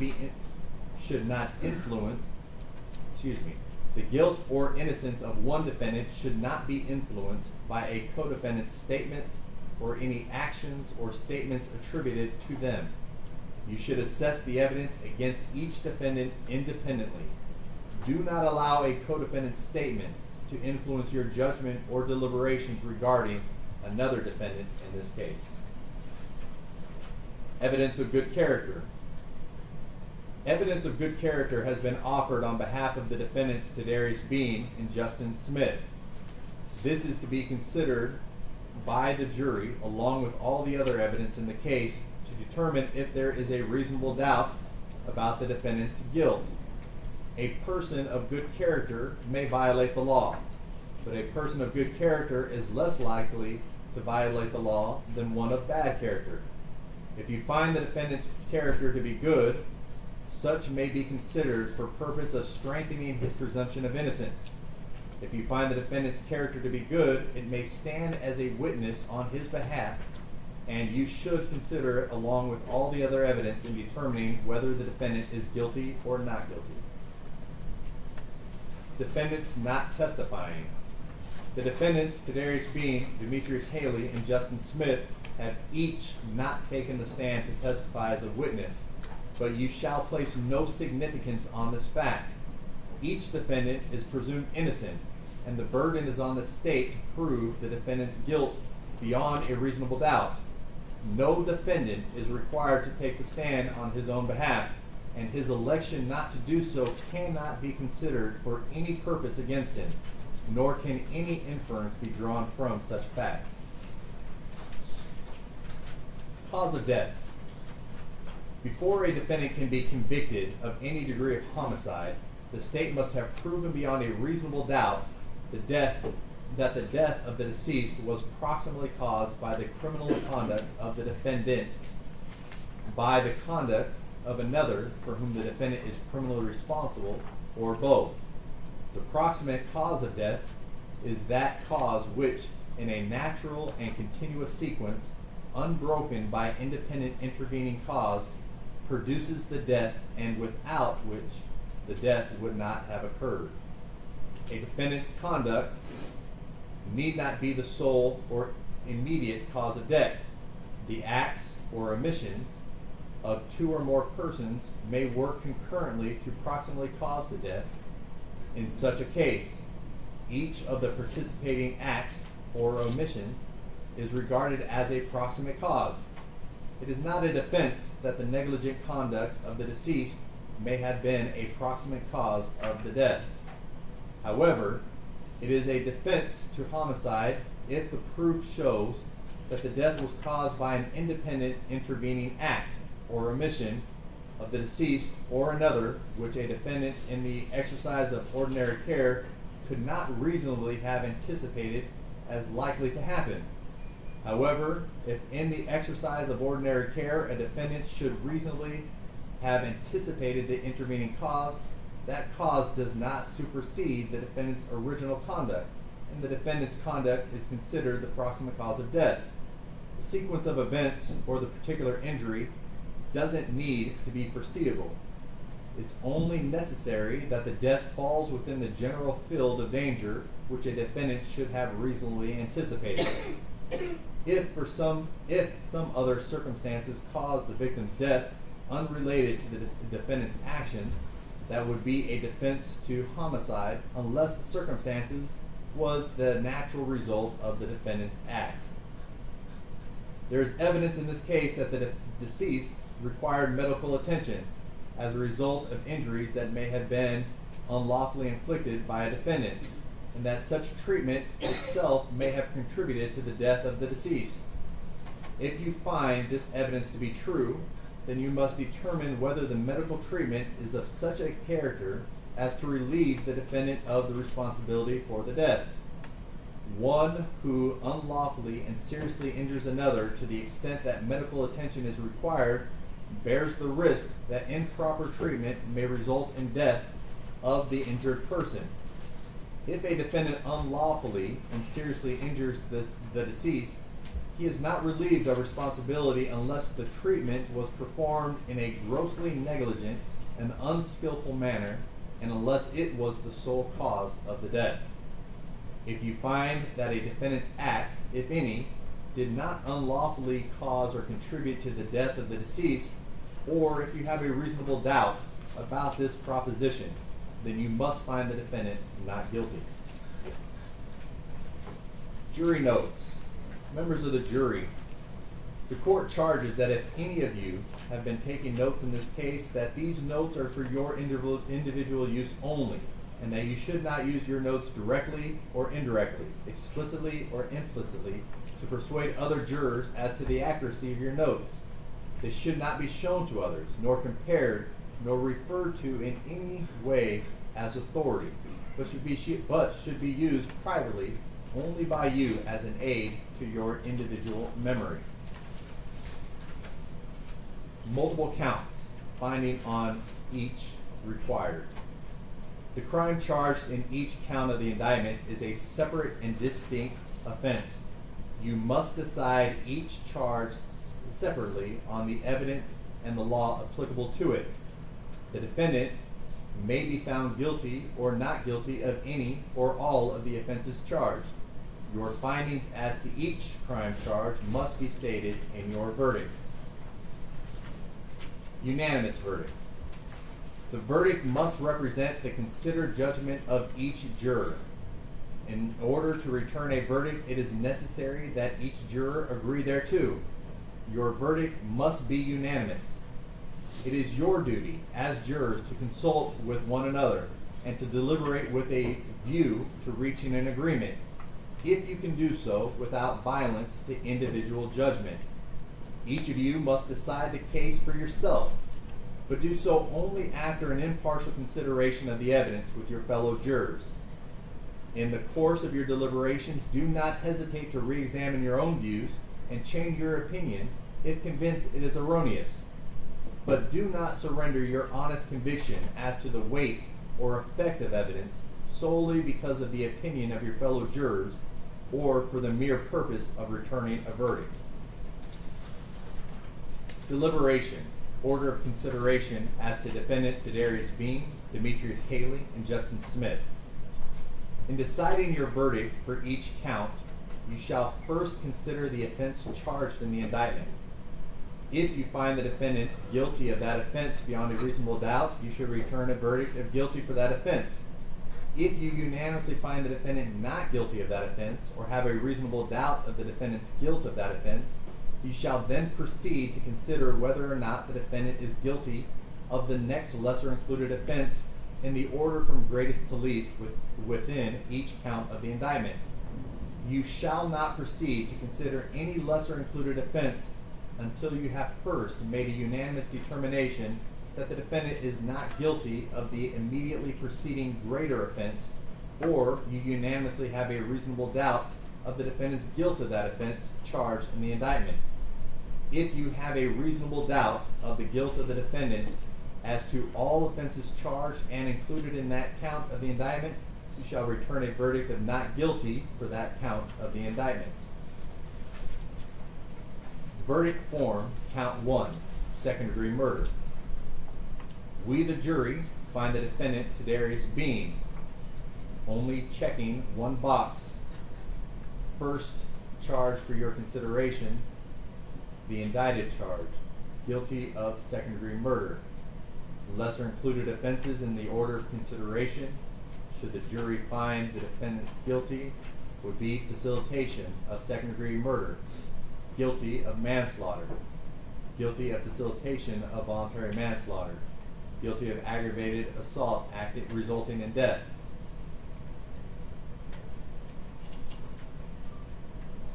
guilty of facilitation of aggravated assault resulting in death, guilty of reckless homicide, guilty of facilitation of reckless homicide, guilty of criminally negligent homicide, guilty of facilitation of criminally negligent homicide.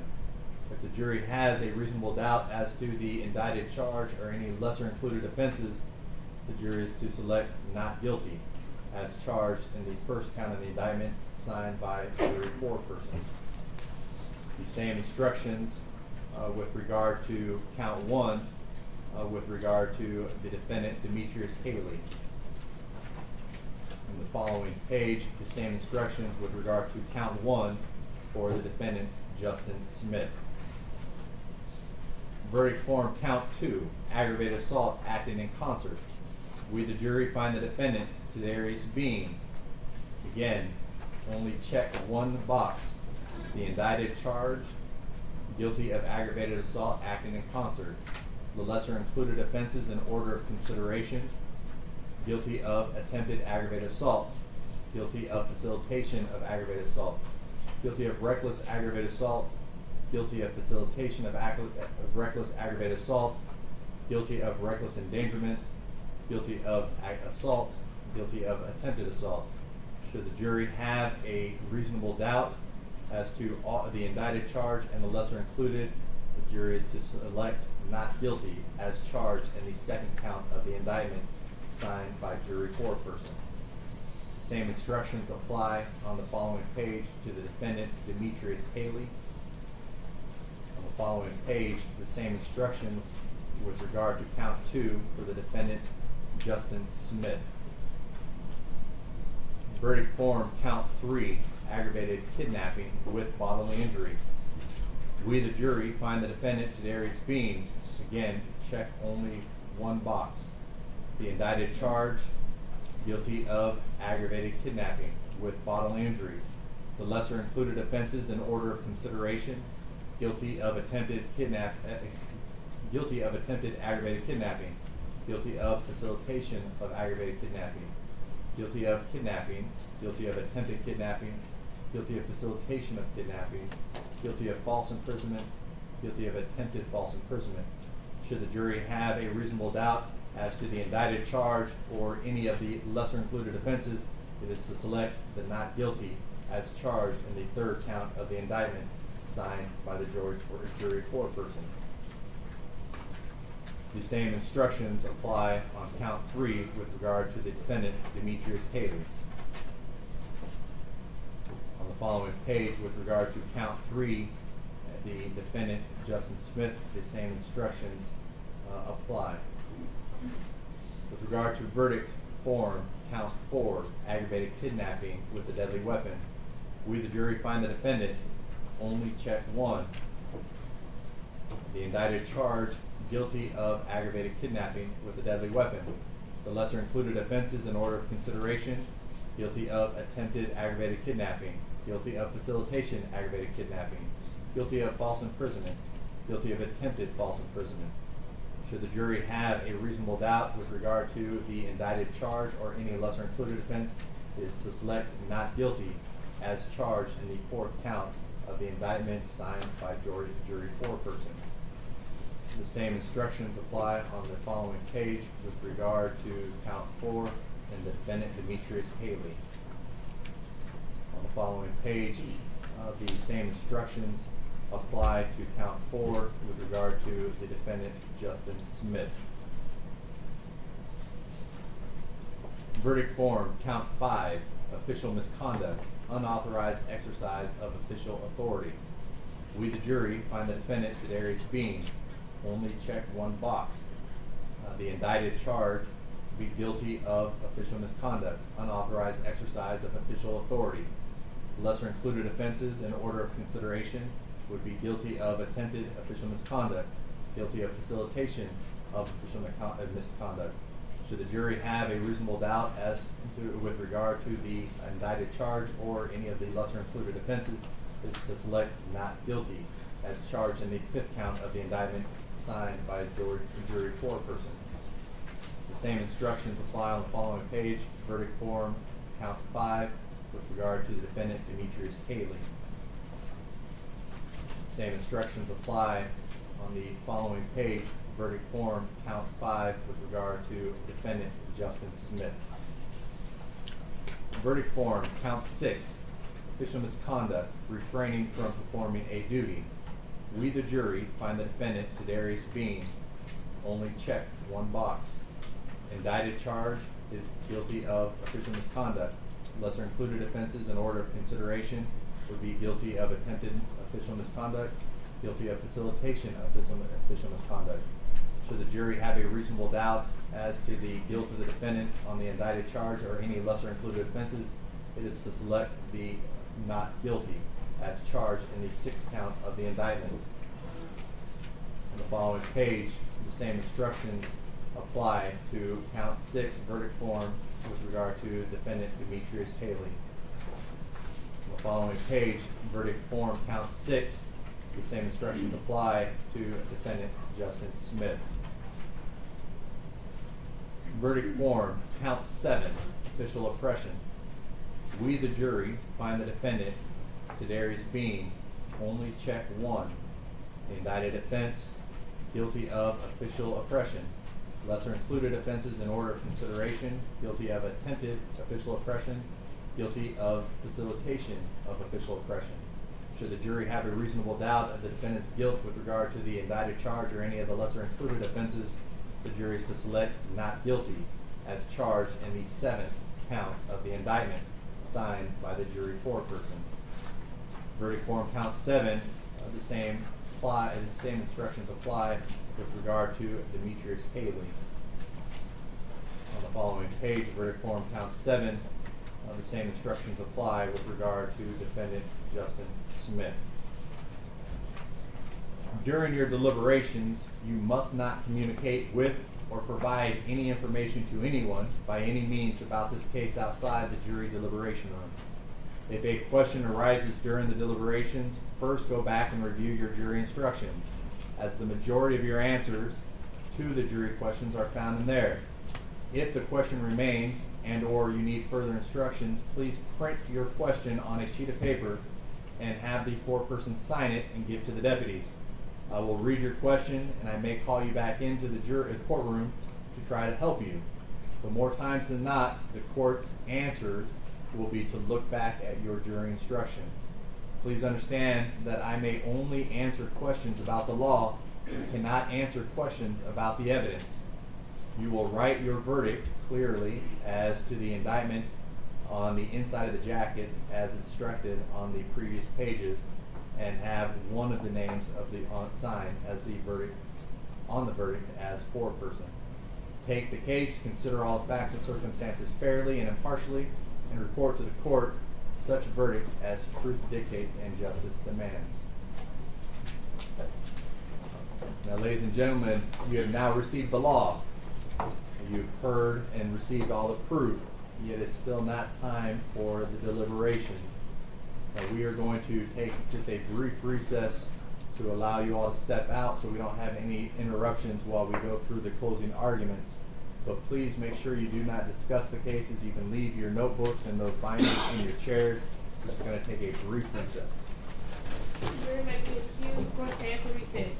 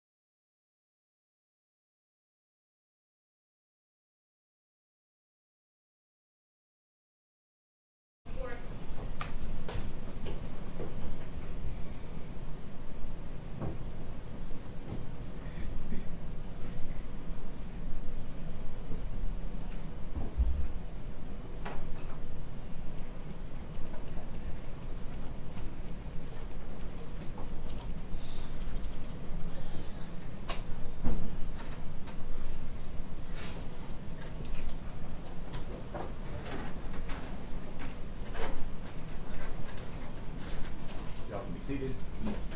All right, ladies and gentlemen, as I explained to you before, you've received all the proof in this case for your consideration. You've received the law. And as we talked about in the very beginning, now it will be the opportunity for the attorneys to submit their final arguments. We will begin with the state, and is the state ready to present their final argument? Yes, Judge, thank you.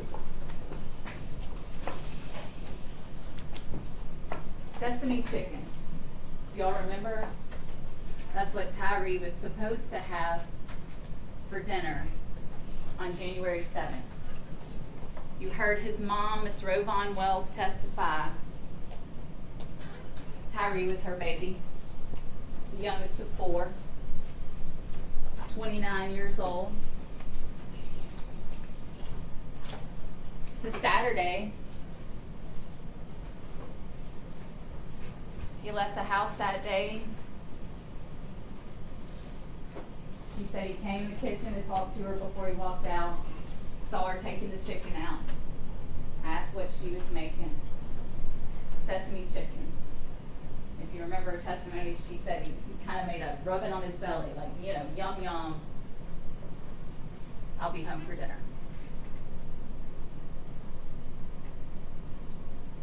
But he didn't make it. When Tyre left home that afternoon,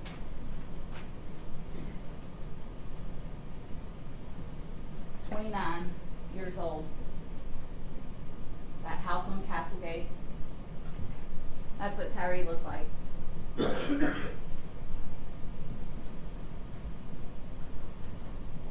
Tyre had a special relationship with his mom. You heard her talk a little bit about it. I don't know if y'all noticed, in one of the pictures that was introduced as part of the autopsy, he had his mom's name tattooed on his shoulder, Rovon.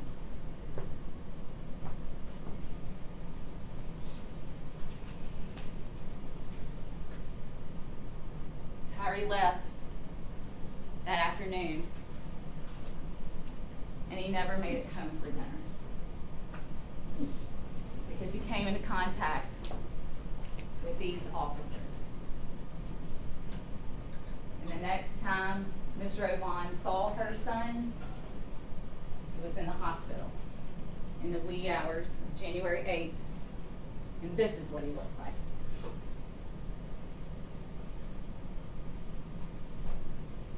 After coming in contact with these officers.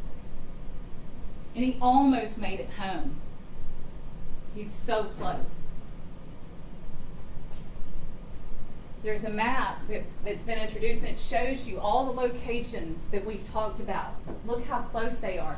You heard Ms. Rovon testify that to get to the scene where all this happened, just basically 80 feet from her front door.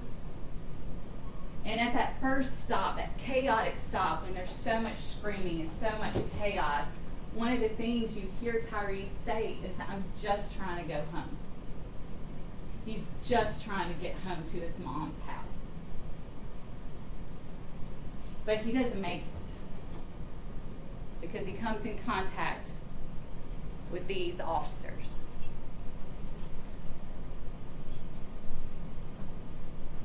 One of the things that was said in trial this week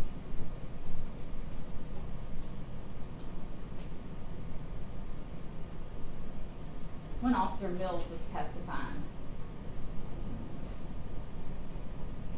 When the defense attorneys asked a question and said, "So Tyre was whipping y'all's tail." I don't know if you remember this. Tyre was whipping y'all's tail. Tyre, the smallest person out there, 5 officers. Tyre was whipping y'all's tail. To show you pictures that were introduced into evidence of each of those officers at the end of that night. Officer Bean.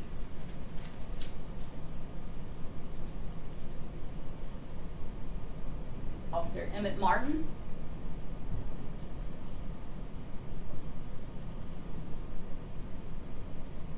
Officer Demetrius Haley.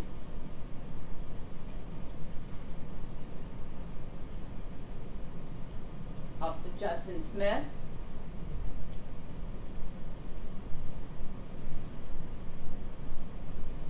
Officer Desmond Mills. They were getting their tails whipped. This is them that night, after the fact. Can we see the picture of Tyre again? And about the same time those pictures are taken by TBI, Mr. Rodney Wells, Tyre's stepdad, takes this picture at St. Francis Hospital. So Tyre was whipping their tail? That's what they want you to believe? I know y'all seen a ton of video this week. When you go back to deliberate, you'll have that video. You'll be able to watch any part of it that you want. You'll be able to zoom in. You'll be able to slow it down. And I'm going to show you some video again. I'm going to ask you to listen to things and watch things, but with certain intent, looking for certain things, okay? You've seen it all, but now we kind of have to put the pieces together. And the first thing I want you to do, and this is different than we've done all week. I'm going to play a portion of Bean's body-worn camera. And I'm going to just set it up a bit. Y'all seen it. Bean is the officer who's riding with Officer Mills. Officer Mills testified he sees someone matching the description in the rear view. They kind of do a U-turn, and then you see Officer Bean jump out of the car and start sprinting towards Tyre. And if y'all remember, as Officer Bean gets to Tyre and tackles him to the ground, shortly thereafter, his body-worn camera, which is worn here on the front of the chest, falls off. So we continue to hear the audio, but the camera's facing down, so it goes black. But you can hear the audio. And I want you to watch and listen with me in just a few moments to that clip. What I want you to listen for, and we're going to listen to the portion where everything happens to Tyre. We're going to hear those first two kicks from Officer Martin, where Bean and Smith are holding him down. We're going to hear the punches. And then the final two kicks from Haley and Martin. And I say we're going to hear because even though this body cam is on the ground somewhere over here, we don't really know where, some of those impacts you can hear. You can hear the kick making contact. You can hear some of those punches. And keep in mind, that camera is not on his chest. That camera is over on the ground somewhere. And you can hear it. So I want you to listen for that. But more so, what I want you to listen to is Tyre.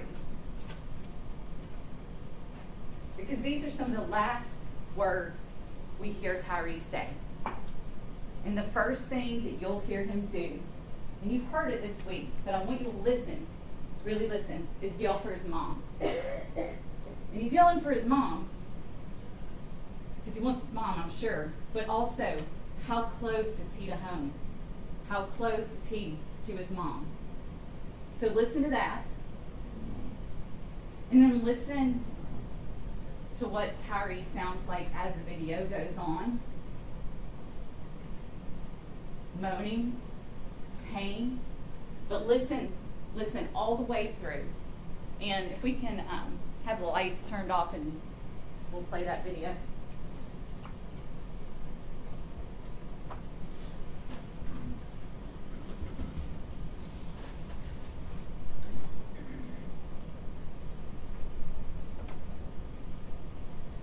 Y'all will remember, you're probably familiar enough by now, but every time a body cam turns on, there's about a minute that goes by that there's no audio. And then after a minute, the audio pops on.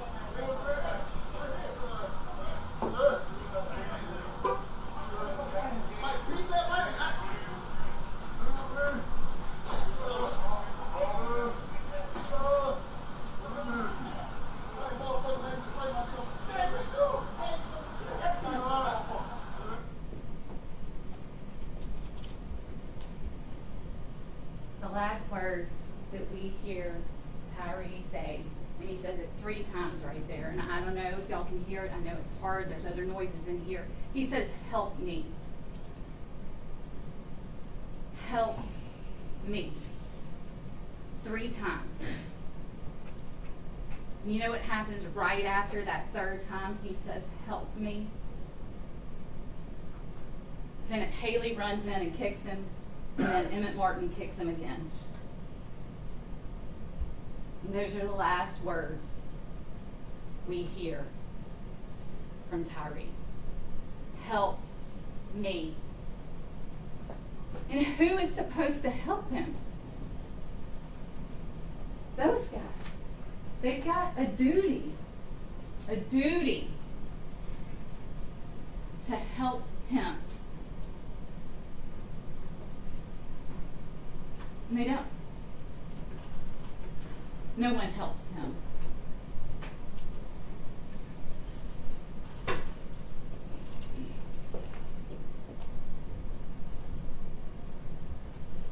No witness told you Tyre punched, Tyre kicked, Tyre spit, he didn't cuss, he didn't do any of those things. Officer Mills was there, he told you.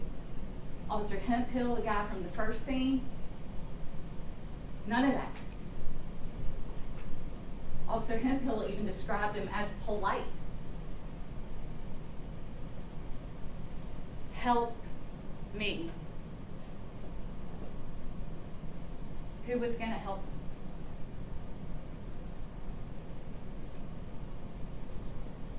When he's laying on the ground right there, when you hear him say, help me, resisting or surviving, trying to survive. Did y'all hear that first kick that we called the soccer kick? You could hear it make contact in that video. You can hear that kick. Resisting or surviving.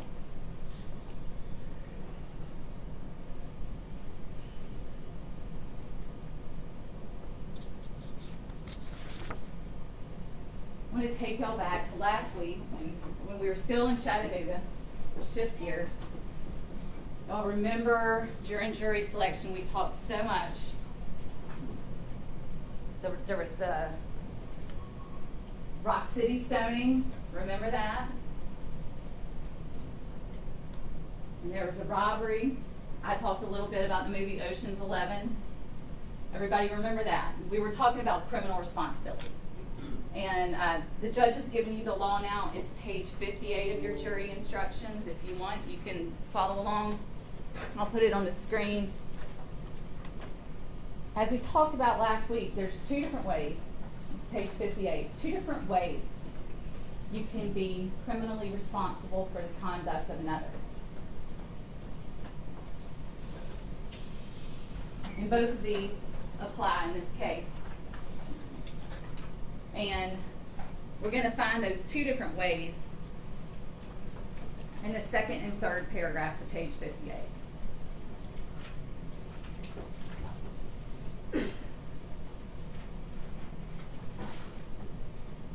So, what criminal responsibility is, and I think y'all got it from the examples, but now we're talking about this case, right? Last week we were talking about examples of bank robberies and the Rock City stoning. Now we're talking about this case. 5 officers out there, 5 officers acting together. The two different ways that you can be criminally responsible for the behavior of another. The first way is in paragraph 2. The defendant is criminally responsible for an offense committed by conduct of another if, acting with the intent to promote or assist the commission of the offense or to benefit in the proceeds or results, the defendant, here we go, these are the things, solicits, directs, aids, or attempts to aid another person to commit the offense. And I'm going to focus on directs.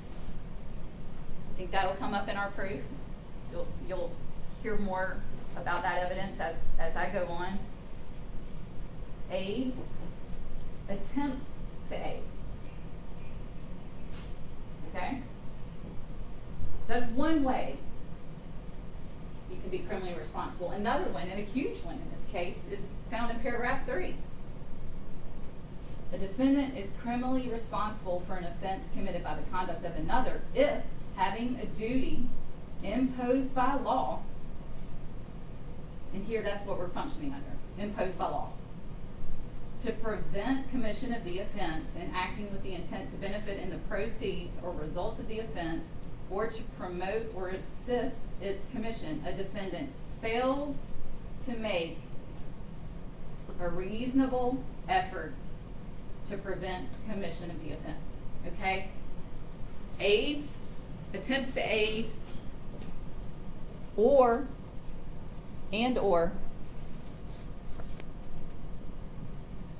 duty to prevent.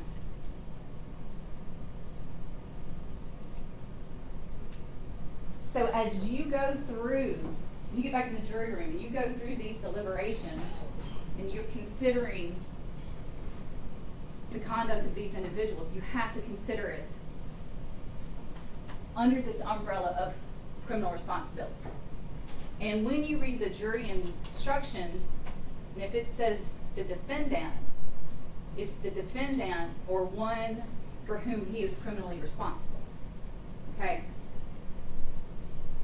I want to point that out before I go further. And the other thing I want to look at quickly is page 4. And that is the instruction the judge just gave you. And this is page 4. If you want to look, we'll put it up on the overhead as well. This is second-degree murder. And second-degree murder only has 2 elements. That's what's listed as 1 and 2. Defendant unlawfully killed the alleged victim, Tyre Nichols. 2, the defendant acted knowingly. 2 elements for the state proof.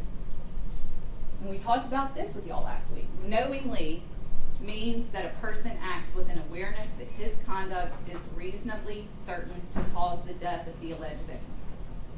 Reasonably certain to cause the death of the alleged victim. Another thing I want to point out is that after it defines knowingly, it says the requirement of knowingly is also established if it is shown that the defendant acted intentionally. Intentionally. Knowingly or intentionally. What I want you to think about as we continue to discuss the evidence today is, how do you know what somebody knew or what they intended according to this? You know based on their actions and their words. That's how you know someone's intention, right? What did they do? And in this case, you can see. You can see what they did, and you can see what they didn't do. You can also hear what they said. So keep those things in mind as we discuss the evidence today. And keep those things in mind as you go back in that jury room and have all this evidence. And you can rewatch any portion today during, I'm sure everyone's closing arguments. If somebody points to something that happens, make a note of that timestamp, because you will be able, if you want, when y'all go back to deliberate, if there's any questions, y'all can watch all these videos and find these things for yourselves, okay? So speaking of video, I'm about to play another one, but I want to kind of talk a little bit about what we're going to look for. I want to think back to Mills' testimony. Mills, bigger, bald guy, testified. You see him on the video. He's the guy with the baton, right? He's also the guy with pepper spray. Pepper sprays first, then batons. Why? Why did he baton? Do you remember what he said? He was angry. He was angry because he just sprayed himself in the face. And we heard from many use of force experts, 3, right? Each defendant called 1. And one thing they all agree on is if you're using force out of anger or to punish, that's acceptable. And Officer Mills sat here and told you that's why he got his baton out, because he was angry. He was angry.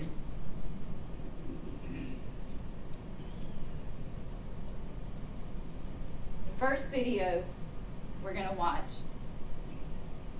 is going to be the pole cam. And that's sort of the eye in the sky, right? The pole cam video. And this is going to be a little zoomed in. I'm going to slow it down a little bit.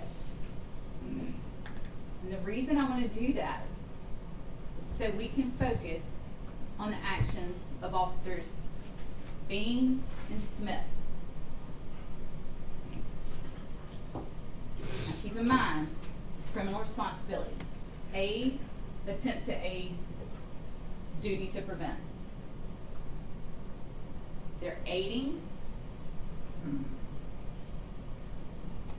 In the beginning of the video, remember how it all sets up. Dean runs in, tackles him, Smith gets there right after, and there's stuff going on the ground in the very beginning. And then the next thing we see is Officer Mills and then Officer Martin. So there's 4 officers in Tyre. And I want you to focus, watching it this time. I told you you see a lot of the same video, but I want you to focus on different things when you watch it. On this time, I want you to focus on Bean and Smith. Okay? Now we all remember Smith is the one who has on tennis shoes, right? And they have a white sole. So it's easy to spot him. And at different times he has on a baseball cap. Bean has on, a sort of a head covering, and you'll see him. So they're the two, and they're holding Tyre down. I want you to look at where their faces are, where their hands are, especially when Emmett Martin comes in with that first soccer kick, then with the second.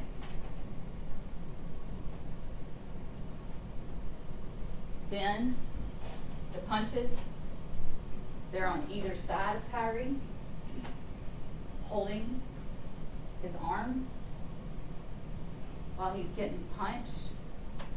And Emmett Martin's doing the punching, and he describes those punches as haymakers. And do you remember Mills being asked, what's a haymaker? And he said, it's a knockout punch. Like one punch to do it.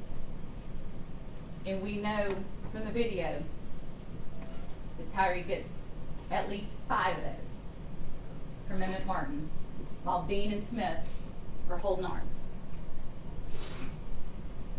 Then, the next thing we see,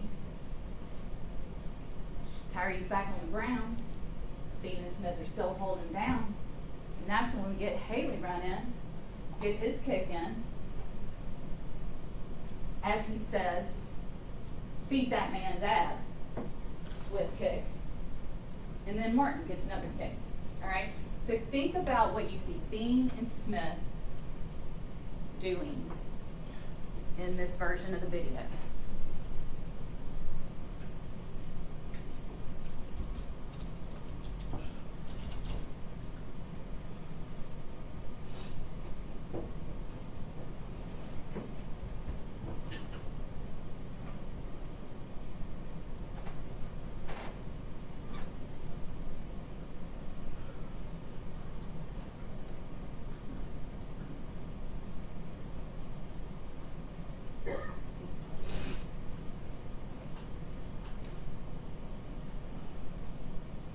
Just to make sure, Emmett Martin's on the front of the screen closest to us. Again, you know who Justin Smith is because he's got the shoes on that are easy to spot.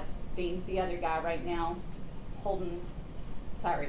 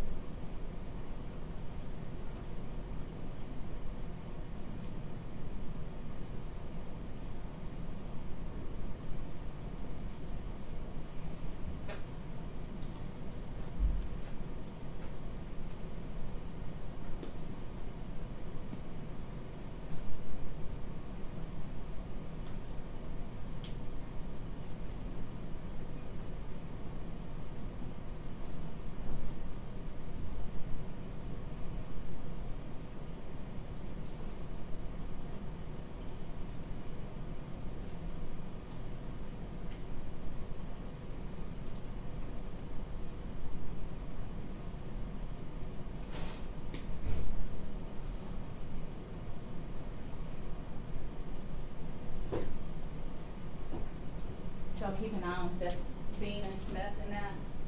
Where their faces were, what they're looking at, what they're doing. We see those first two kicks. After that first kick to the head, you heard all use of force experts agree and testify that first kick, that soccer kick to the head is what? Excessive force. Unnecessary. Deadly.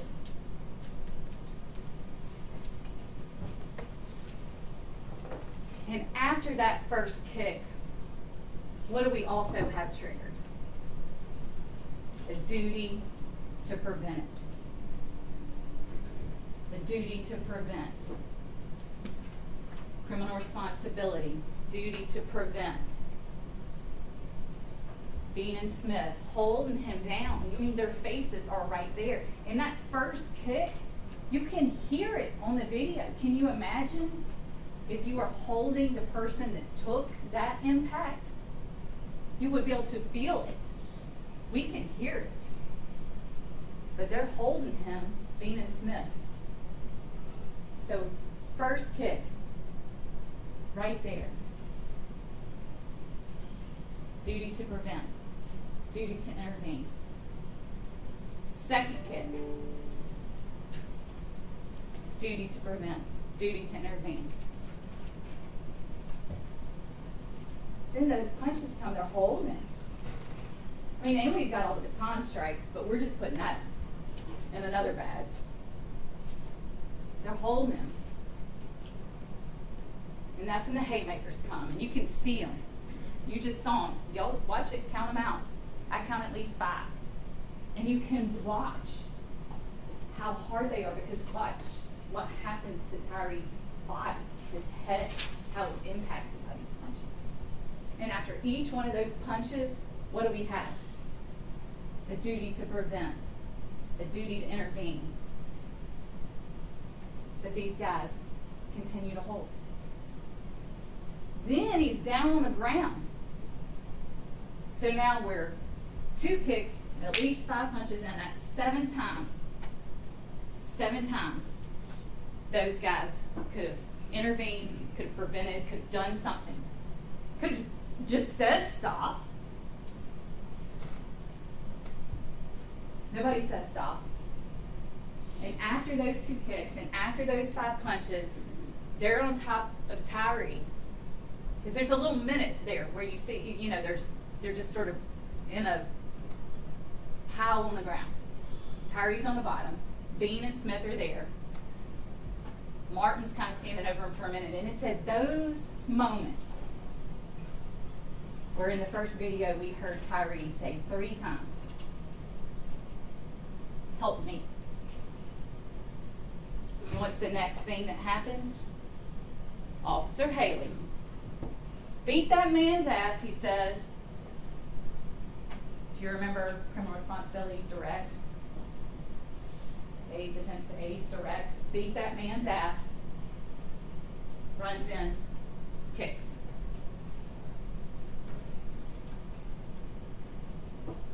Again.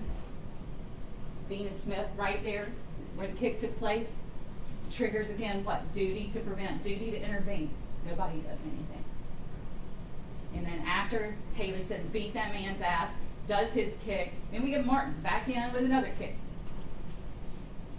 So that's a total of 9 times. 2 kicks in the beginning, at least 5 punches, 2 kicks in the end. Not one person does one thing. Not even so much as say, stop. Hey, whoa, don't you think that's a little much? Nothing. Nothing.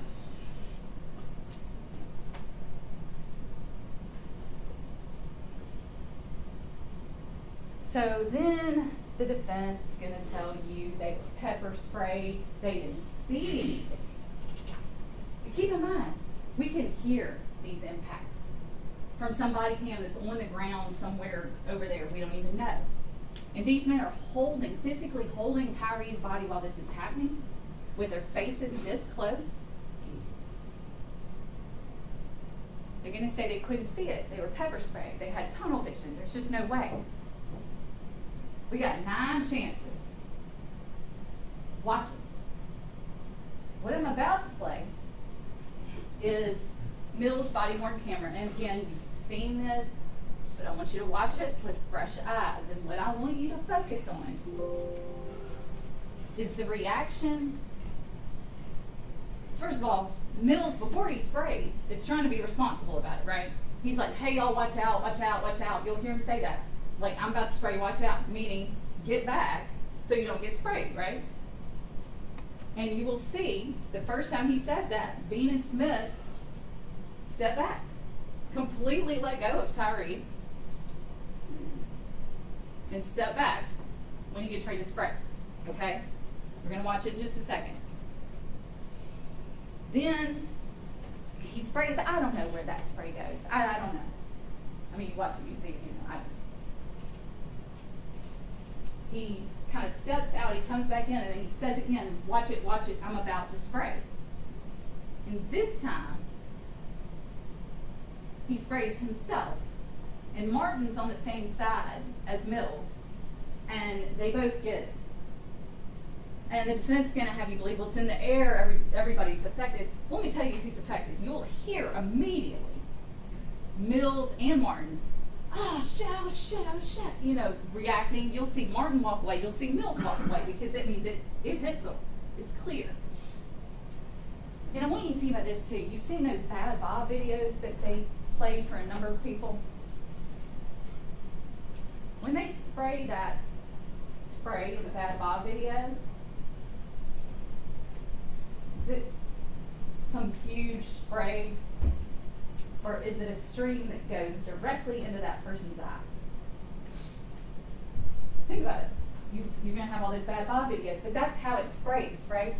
So it sprays in a direct stream. So when I watch it, when you see Mills say, I sprayed myself, and you'll see him continue to react. He has to continue to walk off. You'll hear him. He sprayed himself. Martin was standing next to him. He got hit by some of it. You see Martin walk off. And this gets back to the point. What did Mills tell you? He was angry. After he sprayed himself, he comes back with that baton. Right after that pepper spray, when it hits Martin, he's angry. What's he come back and do? Soccer kick 1, kick 2, punches. So watch Mills' body cam with me and think about what you see Bean and Smith doing, how you see Mills and Martin react to this spray.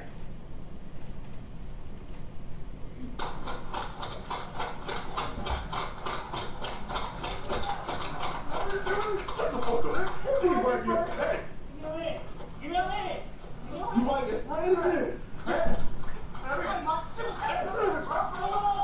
Watch out.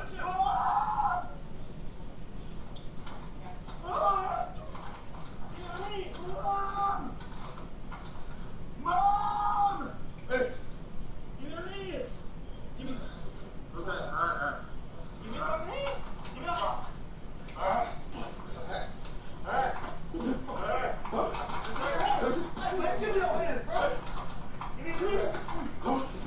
Watch out. Spray your ass again. Give me your hand. Watch out. Spray. Give me your hand, bro. Oh, shit. Oh, shit.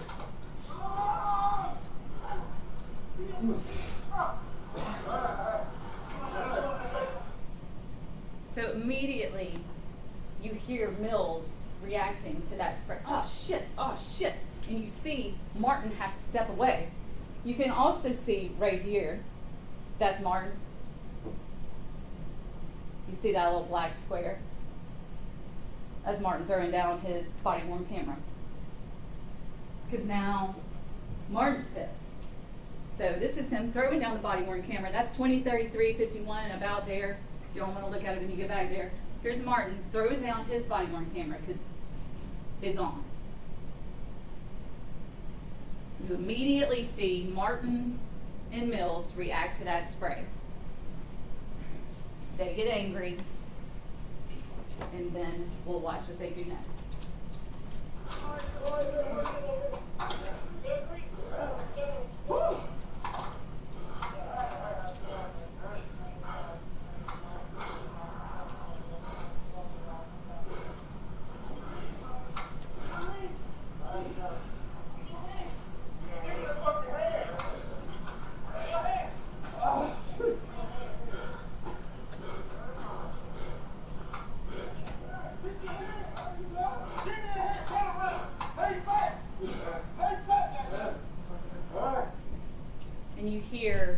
Martin yelling commands at Tyre, and this is when he's kicking him. And this is why Mills testified he didn't see those kicks, because he's over here in the back of his car dealing with his pepper spray when those first kicks happen.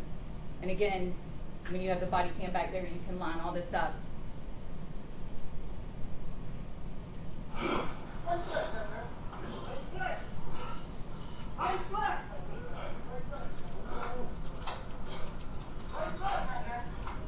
Shit!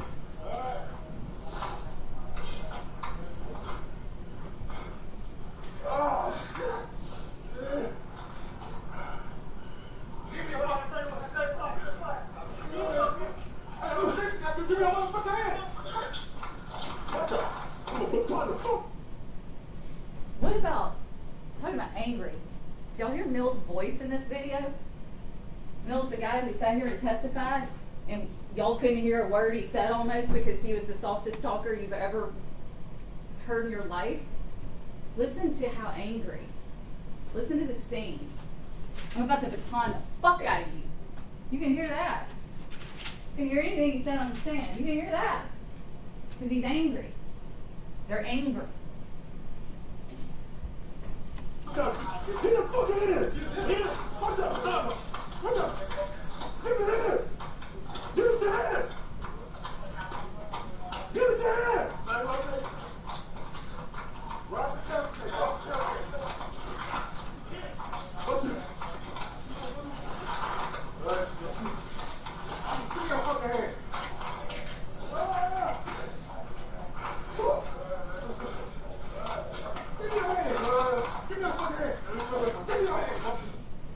Keep in mind, Bean and Smith, where they are, what they're doing, how they're assisting, how they're aiding, as they're holding those hands while Martin is delivering these haymakers, how close they are to Tyre, how close they are to Martin as this is happening.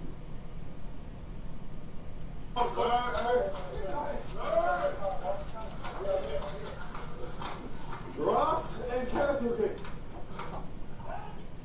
And you notice, you see in Mills' body cam capture some of those punches, and if you'll remember, Mills told you he heard the first thump, he called it. He heard the first thump, and then he looked and saw what was happening, and he turned away and walked off. Duty to prevent, duty to stop, he didn't do it. He told you. But he saw it and he heard it, and he said, I knew it wasn't good, and I walked away. And that's what we see him do. He just walked away. We are east of the intersection.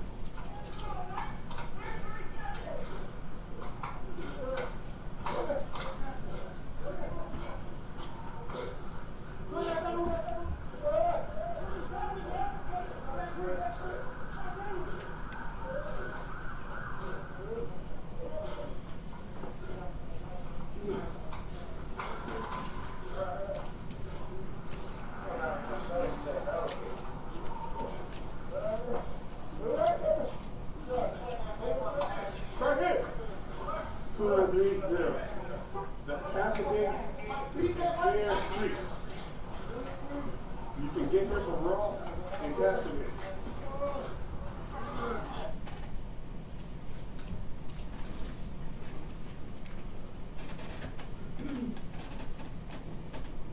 Mills was asked, where were Bean and Smith when those first two kicks happened? His answer, right there. Where were Bean and Smith when Martin was given those haymakers? Right there. Right there. Mills told you he didn't do anything to stop it. He didn't tell the EMTs or paramedics what happened. He regretted it. And he pleaded guilty. That's Mills. So we talked a lot and looked at what Bean and Smith were doing. And in many respects, you can kind of put them in the same category. Because they're doing the same things. Haley, a little different. and we brought it up, we've talked a little bit about it, but Haley is different. His attorney has brought it up on every possible occasion. Well, Haley didn't have a duty to prevent these things. He didn't say, well, of course, I agree with that. He can't report something he never saw. Of course, I agree with that. So let's talk about what Haley did do and what Haley did see. We just got a little clip of it at the end of that. What do we know about Haley? Back to the pepper spray, right? Remember the video from the first scene? Haley tries to pepper spray Tyre and sprays himself. And you see, remember that video from the first stop where Hempill's helping Haley wash his eyes out, and he stays there on that first scene. That's why he's not here already, because he's there washing his eyes out, right? That's happening at the same time. But once he feels like he can drive, he gets in the car and drives to this scene. And comes running in. Running. Not assessing, not taking his time, not saying, hey Bean, hey Smith, Mills, what's the situation? Where are, seeing cuffs, where are we? What's happening? Runs in, says, beat that man's ass, and does a kick. And as soon as he gets done with his kick, Martin comes back in and gives another kick. We heard from 3 use of force experts. And they, all 3, agree that every use of force that Martin did was excessive and unnecessary. 2 of them, Tisdale and Zawicki, said Haley's kick excessive and unnecessary. One said Haley's kick was fine, and that was Mr. Cameron, who is Haley's use of force expert. He says that Haley came in, made an assessment of the scene, surveyed Tyre Nichols, and decided to deliver a kick expertly to the certain area that would allow them to then cuff Mr. Nichols.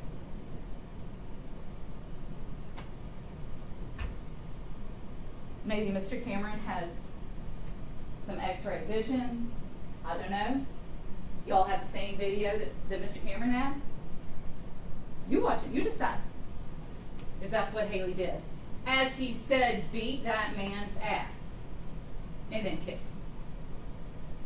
He also wanted you to believe that that was, again, the verbal judo.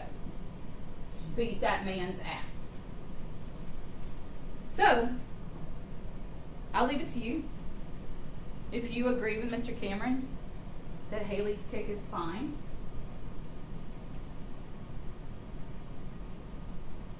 there's another kick right after it from Martin, which triggers what? Duty to intervene, duty to prevent.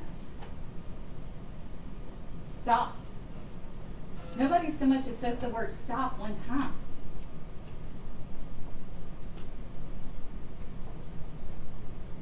But then, what does Haley do?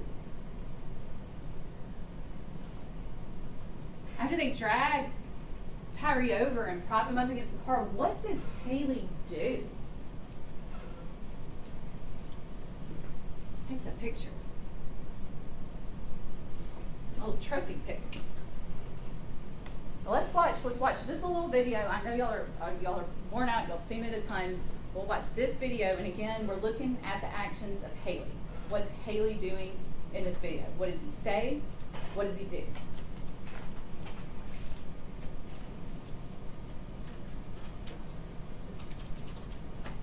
and this is gonna be the sync video. This has the pole cam video, but the audio you'll hear is from Officer Bean's body cam.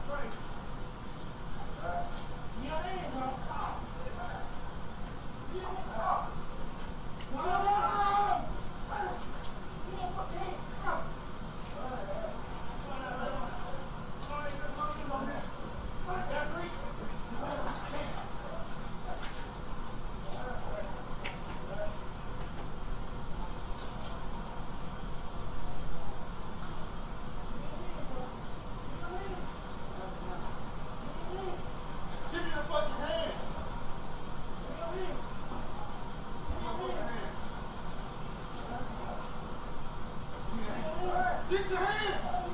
Give me a hand, turn around! Lay back! Lay back like that! Lay back like that! Lay back! Lay back! Lay back like that!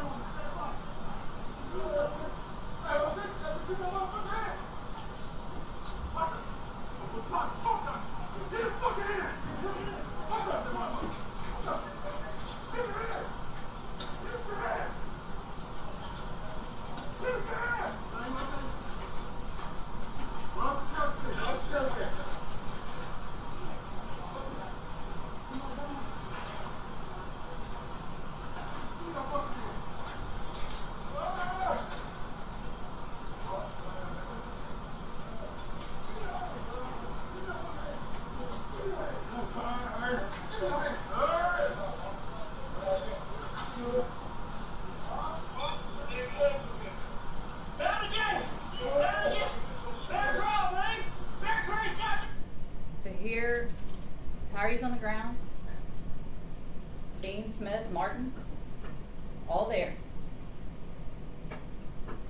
Taking 2 kicks, 5 haymakers to the head. And you'll hear sort of the beep, it sounds like a car locking, and right after that, we're gonna see Haley run into the scene.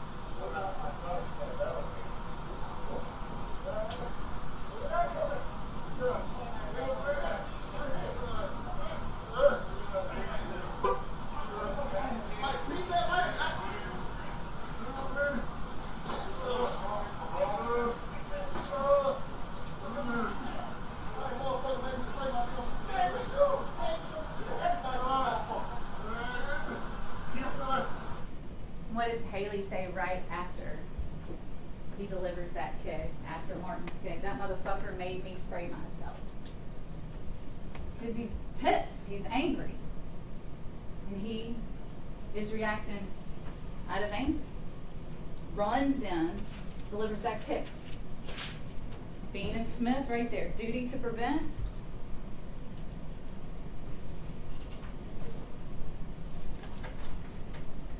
Then, after they drag Tyre up, prop him against the car, and start high-fiving, fist bumping, talking about who got the best licks, who did what. Haley walks over and takes a picture of Mr. Nichols. Did his expert testify he was documenting his injuries? For what? For who? The 11 people he sent that picture to?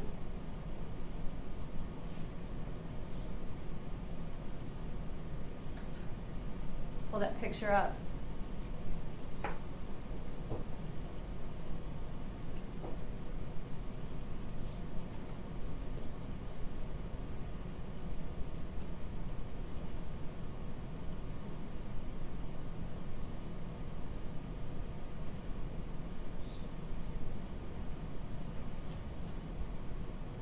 So after yelling, beat that man's ass, running and kicking, hanging out, high-fiving, talking, he goes over and takes this picture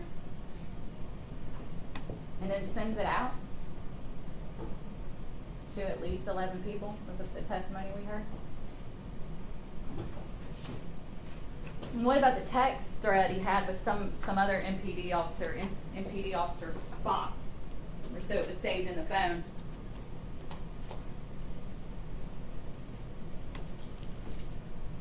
Whoever MPD Fox is must have heard about the incident.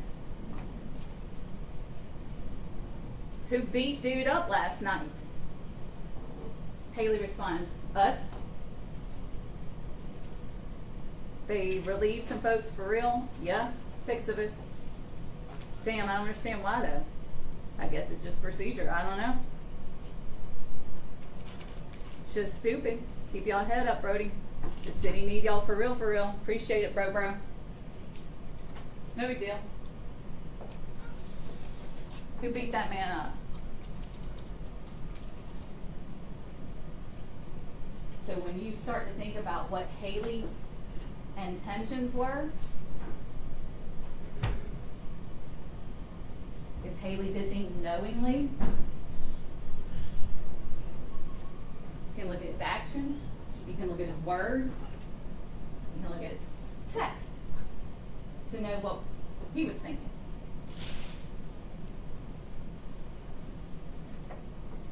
What he was doing was intentional and knowing. Look at his picture. Look at his text.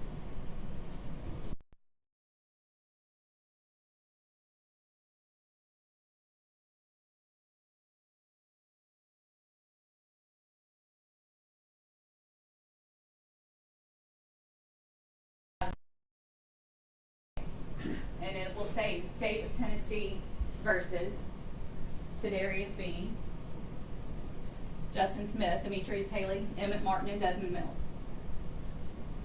You know who's not on trial this week? Tyre Nichols.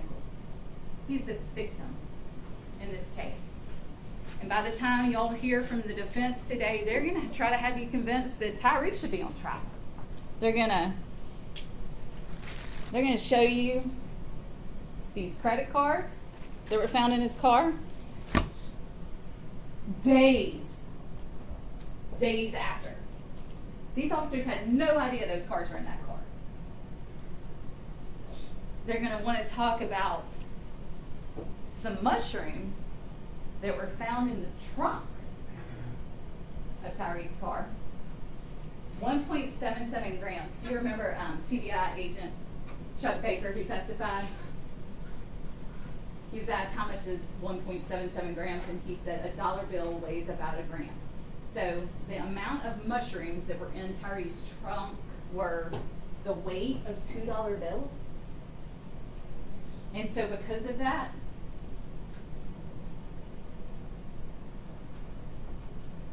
he deserved this? Because he had those credit cards in his car? They didn't even know. They didn't even know that stuff was there. TBI found that when they executed a search warrant on Tyre's car days after the event.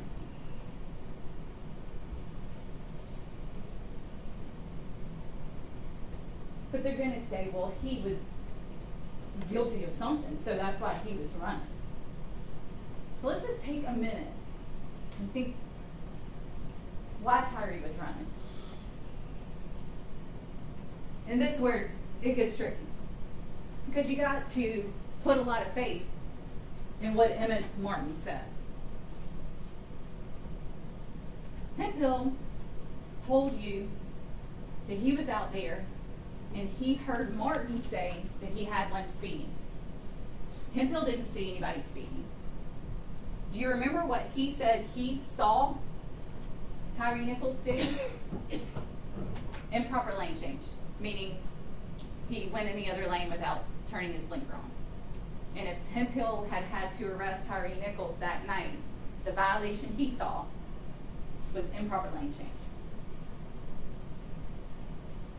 And fleeing, he says. If you remember that video, it was Martin's body cam. Those blue lights are on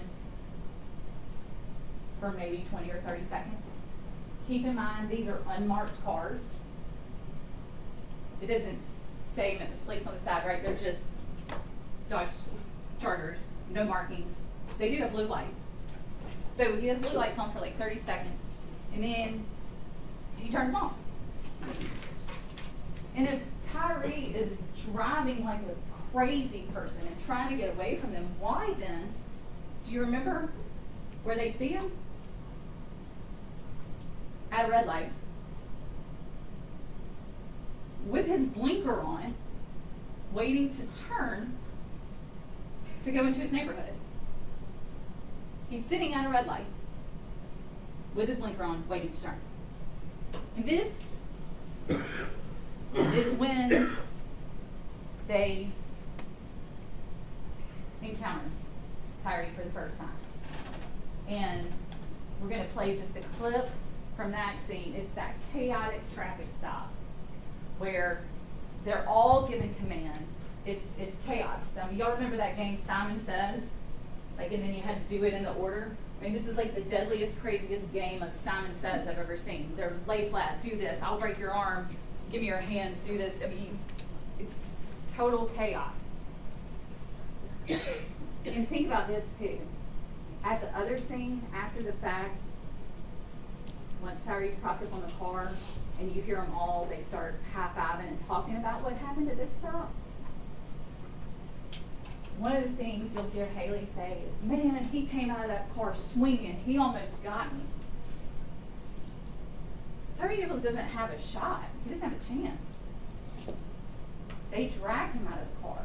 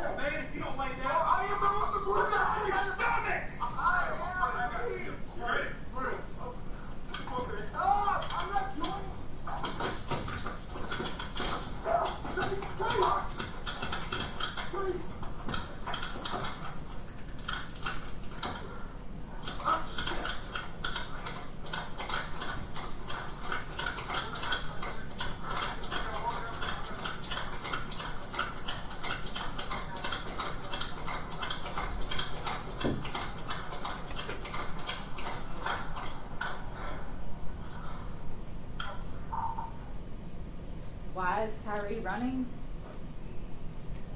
I submit to you, it doesn't have anything to do with these cards or mushrooms in the trunk. I submit to you, he's running from those officers.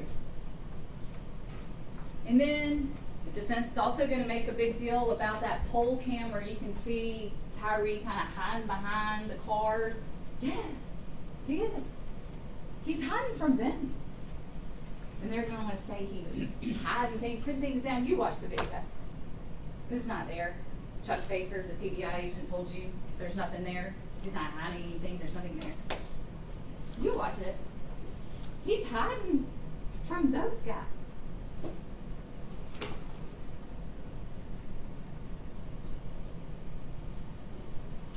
Y'all stay with me. I know it's late. I've been talking a long time. I know you're hungry. You want lunch. I got a little more to go, and then we get your lunch break. It's also not the state of Tennessee versus Robert Long. Remember the little EMT who sat up here and testified? They want to say, well, he should have done this, and he should have done that, he should have done this. Well, they're the reason he's there. If they hadn't done what they did, the EMT would never have had to respond.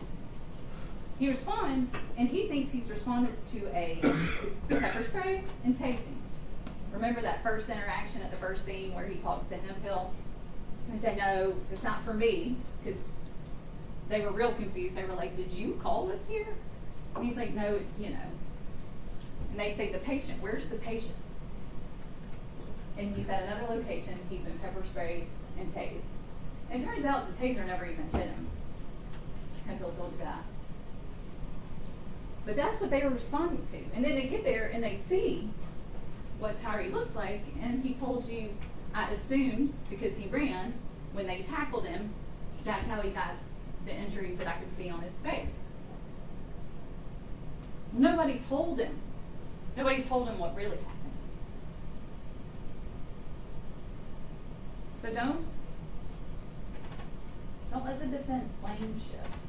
It's not EMT Long's fault.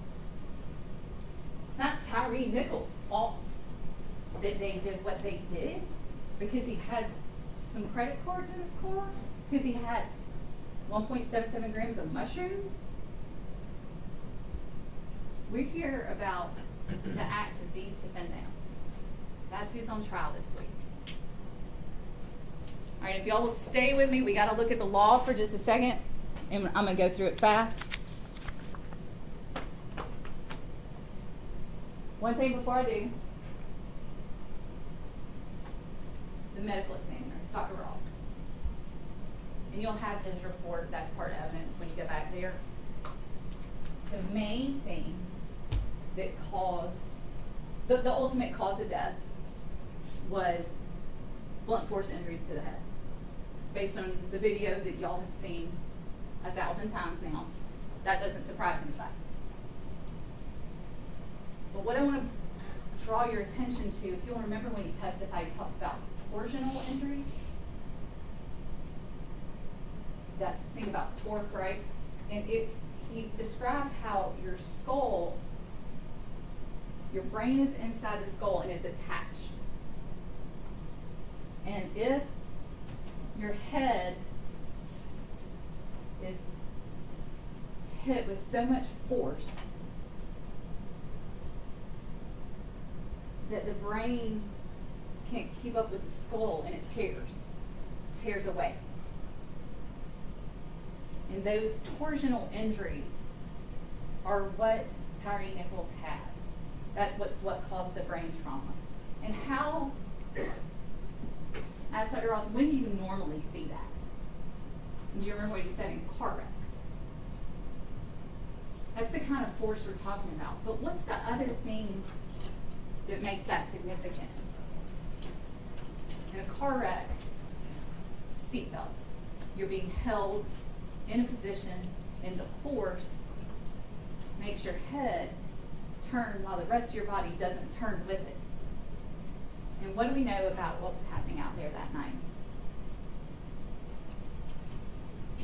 Bean and Smith are holding Tyre down when those first kicks come, so his body's being held stationary while that force goes to his head.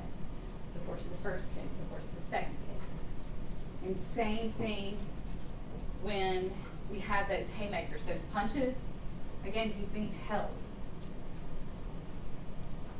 Normally, if you got punched with one of those, you just fall down. Your body would go with the force of the punch. But if you're being held,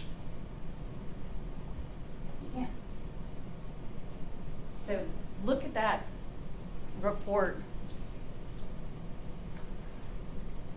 All right. The instructions, I'm not going to read them all to you. I'm going to go through a few things. I got a few pages I want to talk about, and then I'm going to sit down, I promise, and y'all can eat lunch. So stay with me. First one I want to talk about, I'm just going to talk about, there's 7 counts of the indictment. If you don't look at that, there are a bazillion lesser included offenses. Did y'all notice that when the judge was reading? I submit to you, you don't need them all, because the state's proven the charges in the indictment. And if you agree with that, you don't need to look at the lessers, because you just go with the count in the indictment. The first one, 2nd-degree murder. We've talked about this. This is page 4. And remember, when we think about all this, we have to think about that sort of umbrella of criminal responsibility. So every time you see defendant, that means any of these defendants or anyone for whom they are criminally responsible. Okay? So 2nd-degree murder just has 2 things. Defendant unlawfully killed the alleged victim, Tyre Nichols. Defendant acted knowingly. I submit to you based on the proof from the medical examiner, the brain trauma, those injuries were caused by the impacts of Emmett Martin. Soccer kicks, 5 haymakers to the head. That the defendant, Emmett Martin, or criminally responsible for his behavior, right? They're all out there. They're all doing it together. Certain people are holding, certain people are kicking, certain people are batoning. We got all sorts of things going on, but they're all engaged together. Aid, attempts to aid, or duty to prevent. That's 2nd-degree murder. That's page 4. The next one, page 15, is the 2nd count of the indictment. Aggravated assault acting in concert. This has 3 elements. The defendant intentionally or knowingly caused bodily injury to Tyre Nichols. Check. The act resulted in serious bodily injury to Tyre Nichols. Check. Right? 3, that the defendant committed the offense while acting in concert with 2 or more other persons. Check. Right? So a total of 5 officers involved in this. 5 officers listed in the indictment. We have 3 on trial this week, but you've seen what Emmett Martin's doing out there, and you've heard from Officer Mills. The next count of the indictment, count 3, is on page 23. If y'all want to turn to it, we'll put it up. And the next 2 counts are the same, so we can kind of cover them at the same time. It's aggravated kidnapping. And this probably, of all the counts, sounds the weirdest at first. You think about kidnapping, you know, somebody grabs somebody and ties them up and puts them in the trunk of a car and drives across town and dumps them out. Clearly that's not what we have here. So this is a sort of a different way to think about kidnapping. So look at the elements of aggravated kidnapping here. And so this is count 3, it's aggravated kidnapping with bodily injury, and count 4 is going to look just the same, except it's an alternate theory, and it's aggravated kidnapping while you possess a weapon, okay? So we can kind of look at these at the same time. That the defendant knowingly removed or confined Tyre Nichols unlawfully so as to interfere substantially with his liberty. So the state isn't arguing that he was removed, right? It's that he's confined, it's that he's cuffed and he's propped up against that car. Unlawful. There was a time that night, there was a time when those officers could have arrested Tyre. That would have been lawful. But that changed the minute we got that first soccer kick, that first use of excessive force that no one does anything about. That's when it changes. That's when, from that moment forward, everything that they do next is unlawful. So when he's sitting in cuffs, propped up, his liberty is clearly interfered with. He's propped up against that car, and they're high-fiving, hanging out. Nobody's rendering any aid. You heard the use of force experts that officers have a duty to render basic medical aid that they can. Nobody's doing anything. Really not even paying attention to them at all. DMTs get there, nobody tells anything that's going on. So that's the kidnapping. It's when he's there cuffed, liberty interfered with, he's confined, and we know he has bodily injury. During that time, he's basically dying. We know by the time the paramedic gets there, he's going into cardiac arrest. And shortly thereafter, you heard Dr. Ross talk about all the things that are happening to his body and how quickly that's happening. And then he goes into organ failure. By the time he gets to the hospital. So 23 is aggravated kidnapping with bodily injury, and page 32 is aggravated kidnapping with a deadly weapon. And again, the only difference you'll see here on page 32 is under number 2 is that the defendant possessed or threatened the use of deadly force. I'm sorry, use of a deadly weapon. Possess. All these officers have a gun. They possess a deadly weapon while they have him restrained unlawfully, while they have him confined and are interfering with his liberty. So those are the two theories of aggravated kidnapping. One with bodily injury, one with a weapon. That takes us to official misconduct, count 5. And this is page 37. If anybody's following along, we'll put it up on the screen as well.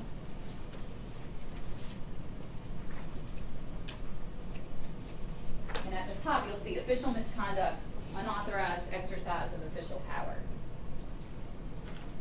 Count 6 is another count of official misconduct with a different theory. We'll look at it next. Unauthorized exercise of official power. This one has 4 elements, and you'll see them numbered. Defendant acted as a public servant. We know these are MPD officers. Their oaths of office are part of the evidence that you all will have. Number 2, committed an act relating to the defendant's office or employment that constituted an unauthorized exercise of official power. So from the moment of that first soccer kick, everything going on out there is unlawful, and now it's unauthorized use of their official powers because we've had excessive force and nobody's stopping it. Number 3, that the defendant, and remember this is the defendant's plural, or the defendant, the one who is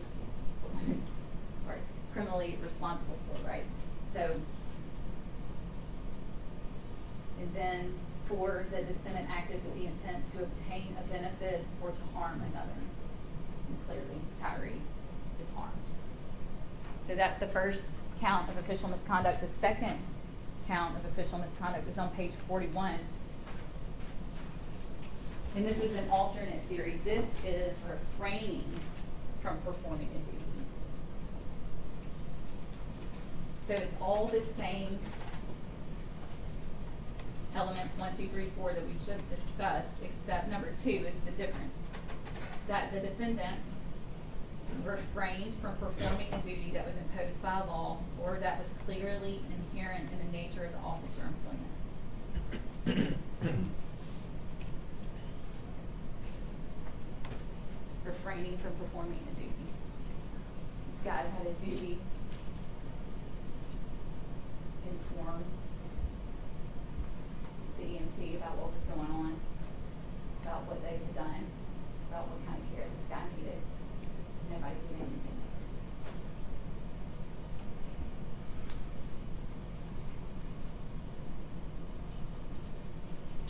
And that takes us to the last count, count 7, page 44.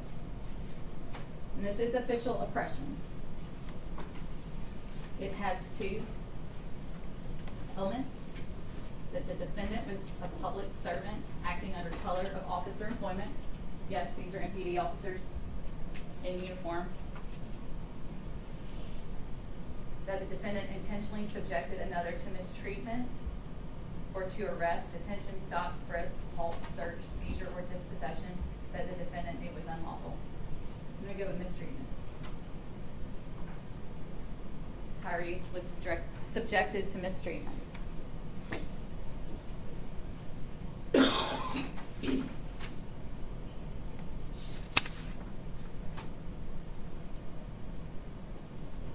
promise I'm almost done. The last one we're going to look at is kind of where we started.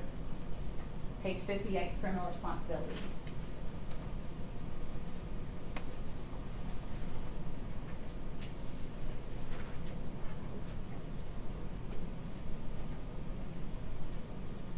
Two different ways you can be criminally responsible for the conduct of another. Direct aid, attempt to aid, focus on those. Duty to prevent, commission of the offense. Okay? Do you remember this week when we watched sort of a little animated video?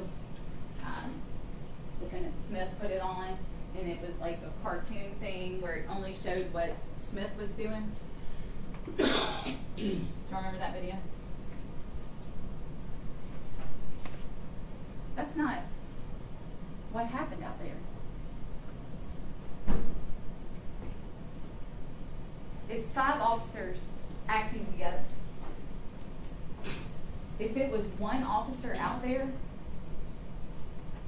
would we be here? No.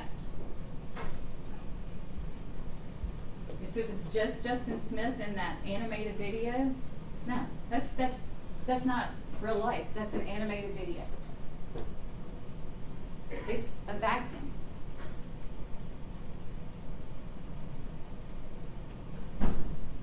Every step of the way, you'll see all these videos. What do you see? You see these officers working together. Holding an arm while he's getting punched. Holding him down while he's getting soccer kicked. At the end, after he's on the ground, 3 officers on top of him. That's when we got Haley rolling. Beat that man's ass, kick, another kick. All 5 officers. Not one. All 5.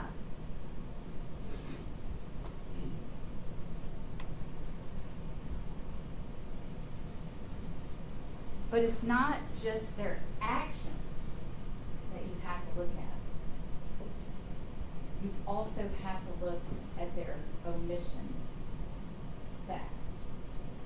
The duty after every one of those impacts, and I count 9. 2 kicks, 5 haymakers, 2 more kicks.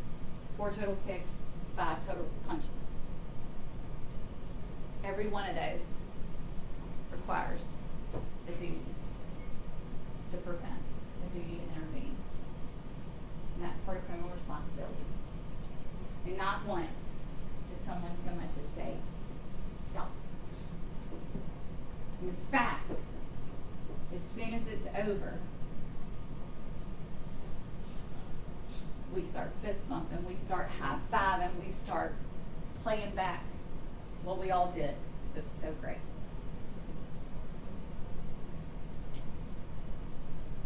Ladies and gentlemen, in our opening, Mr. Hagerman told you these men aren't monsters.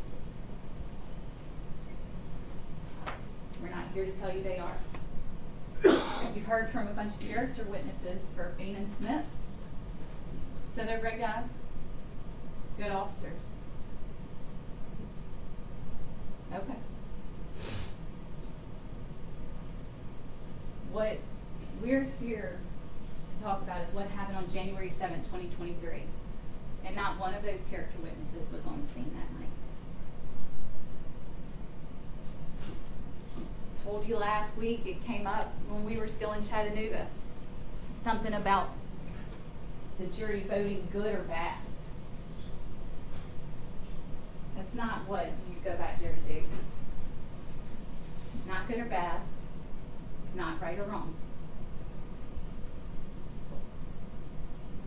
But did the state carry their burden in proving these 7 counts? Did they prove that these 3 officers did what we say they did on January 7th, 2023? Are good people capable of doing bad things?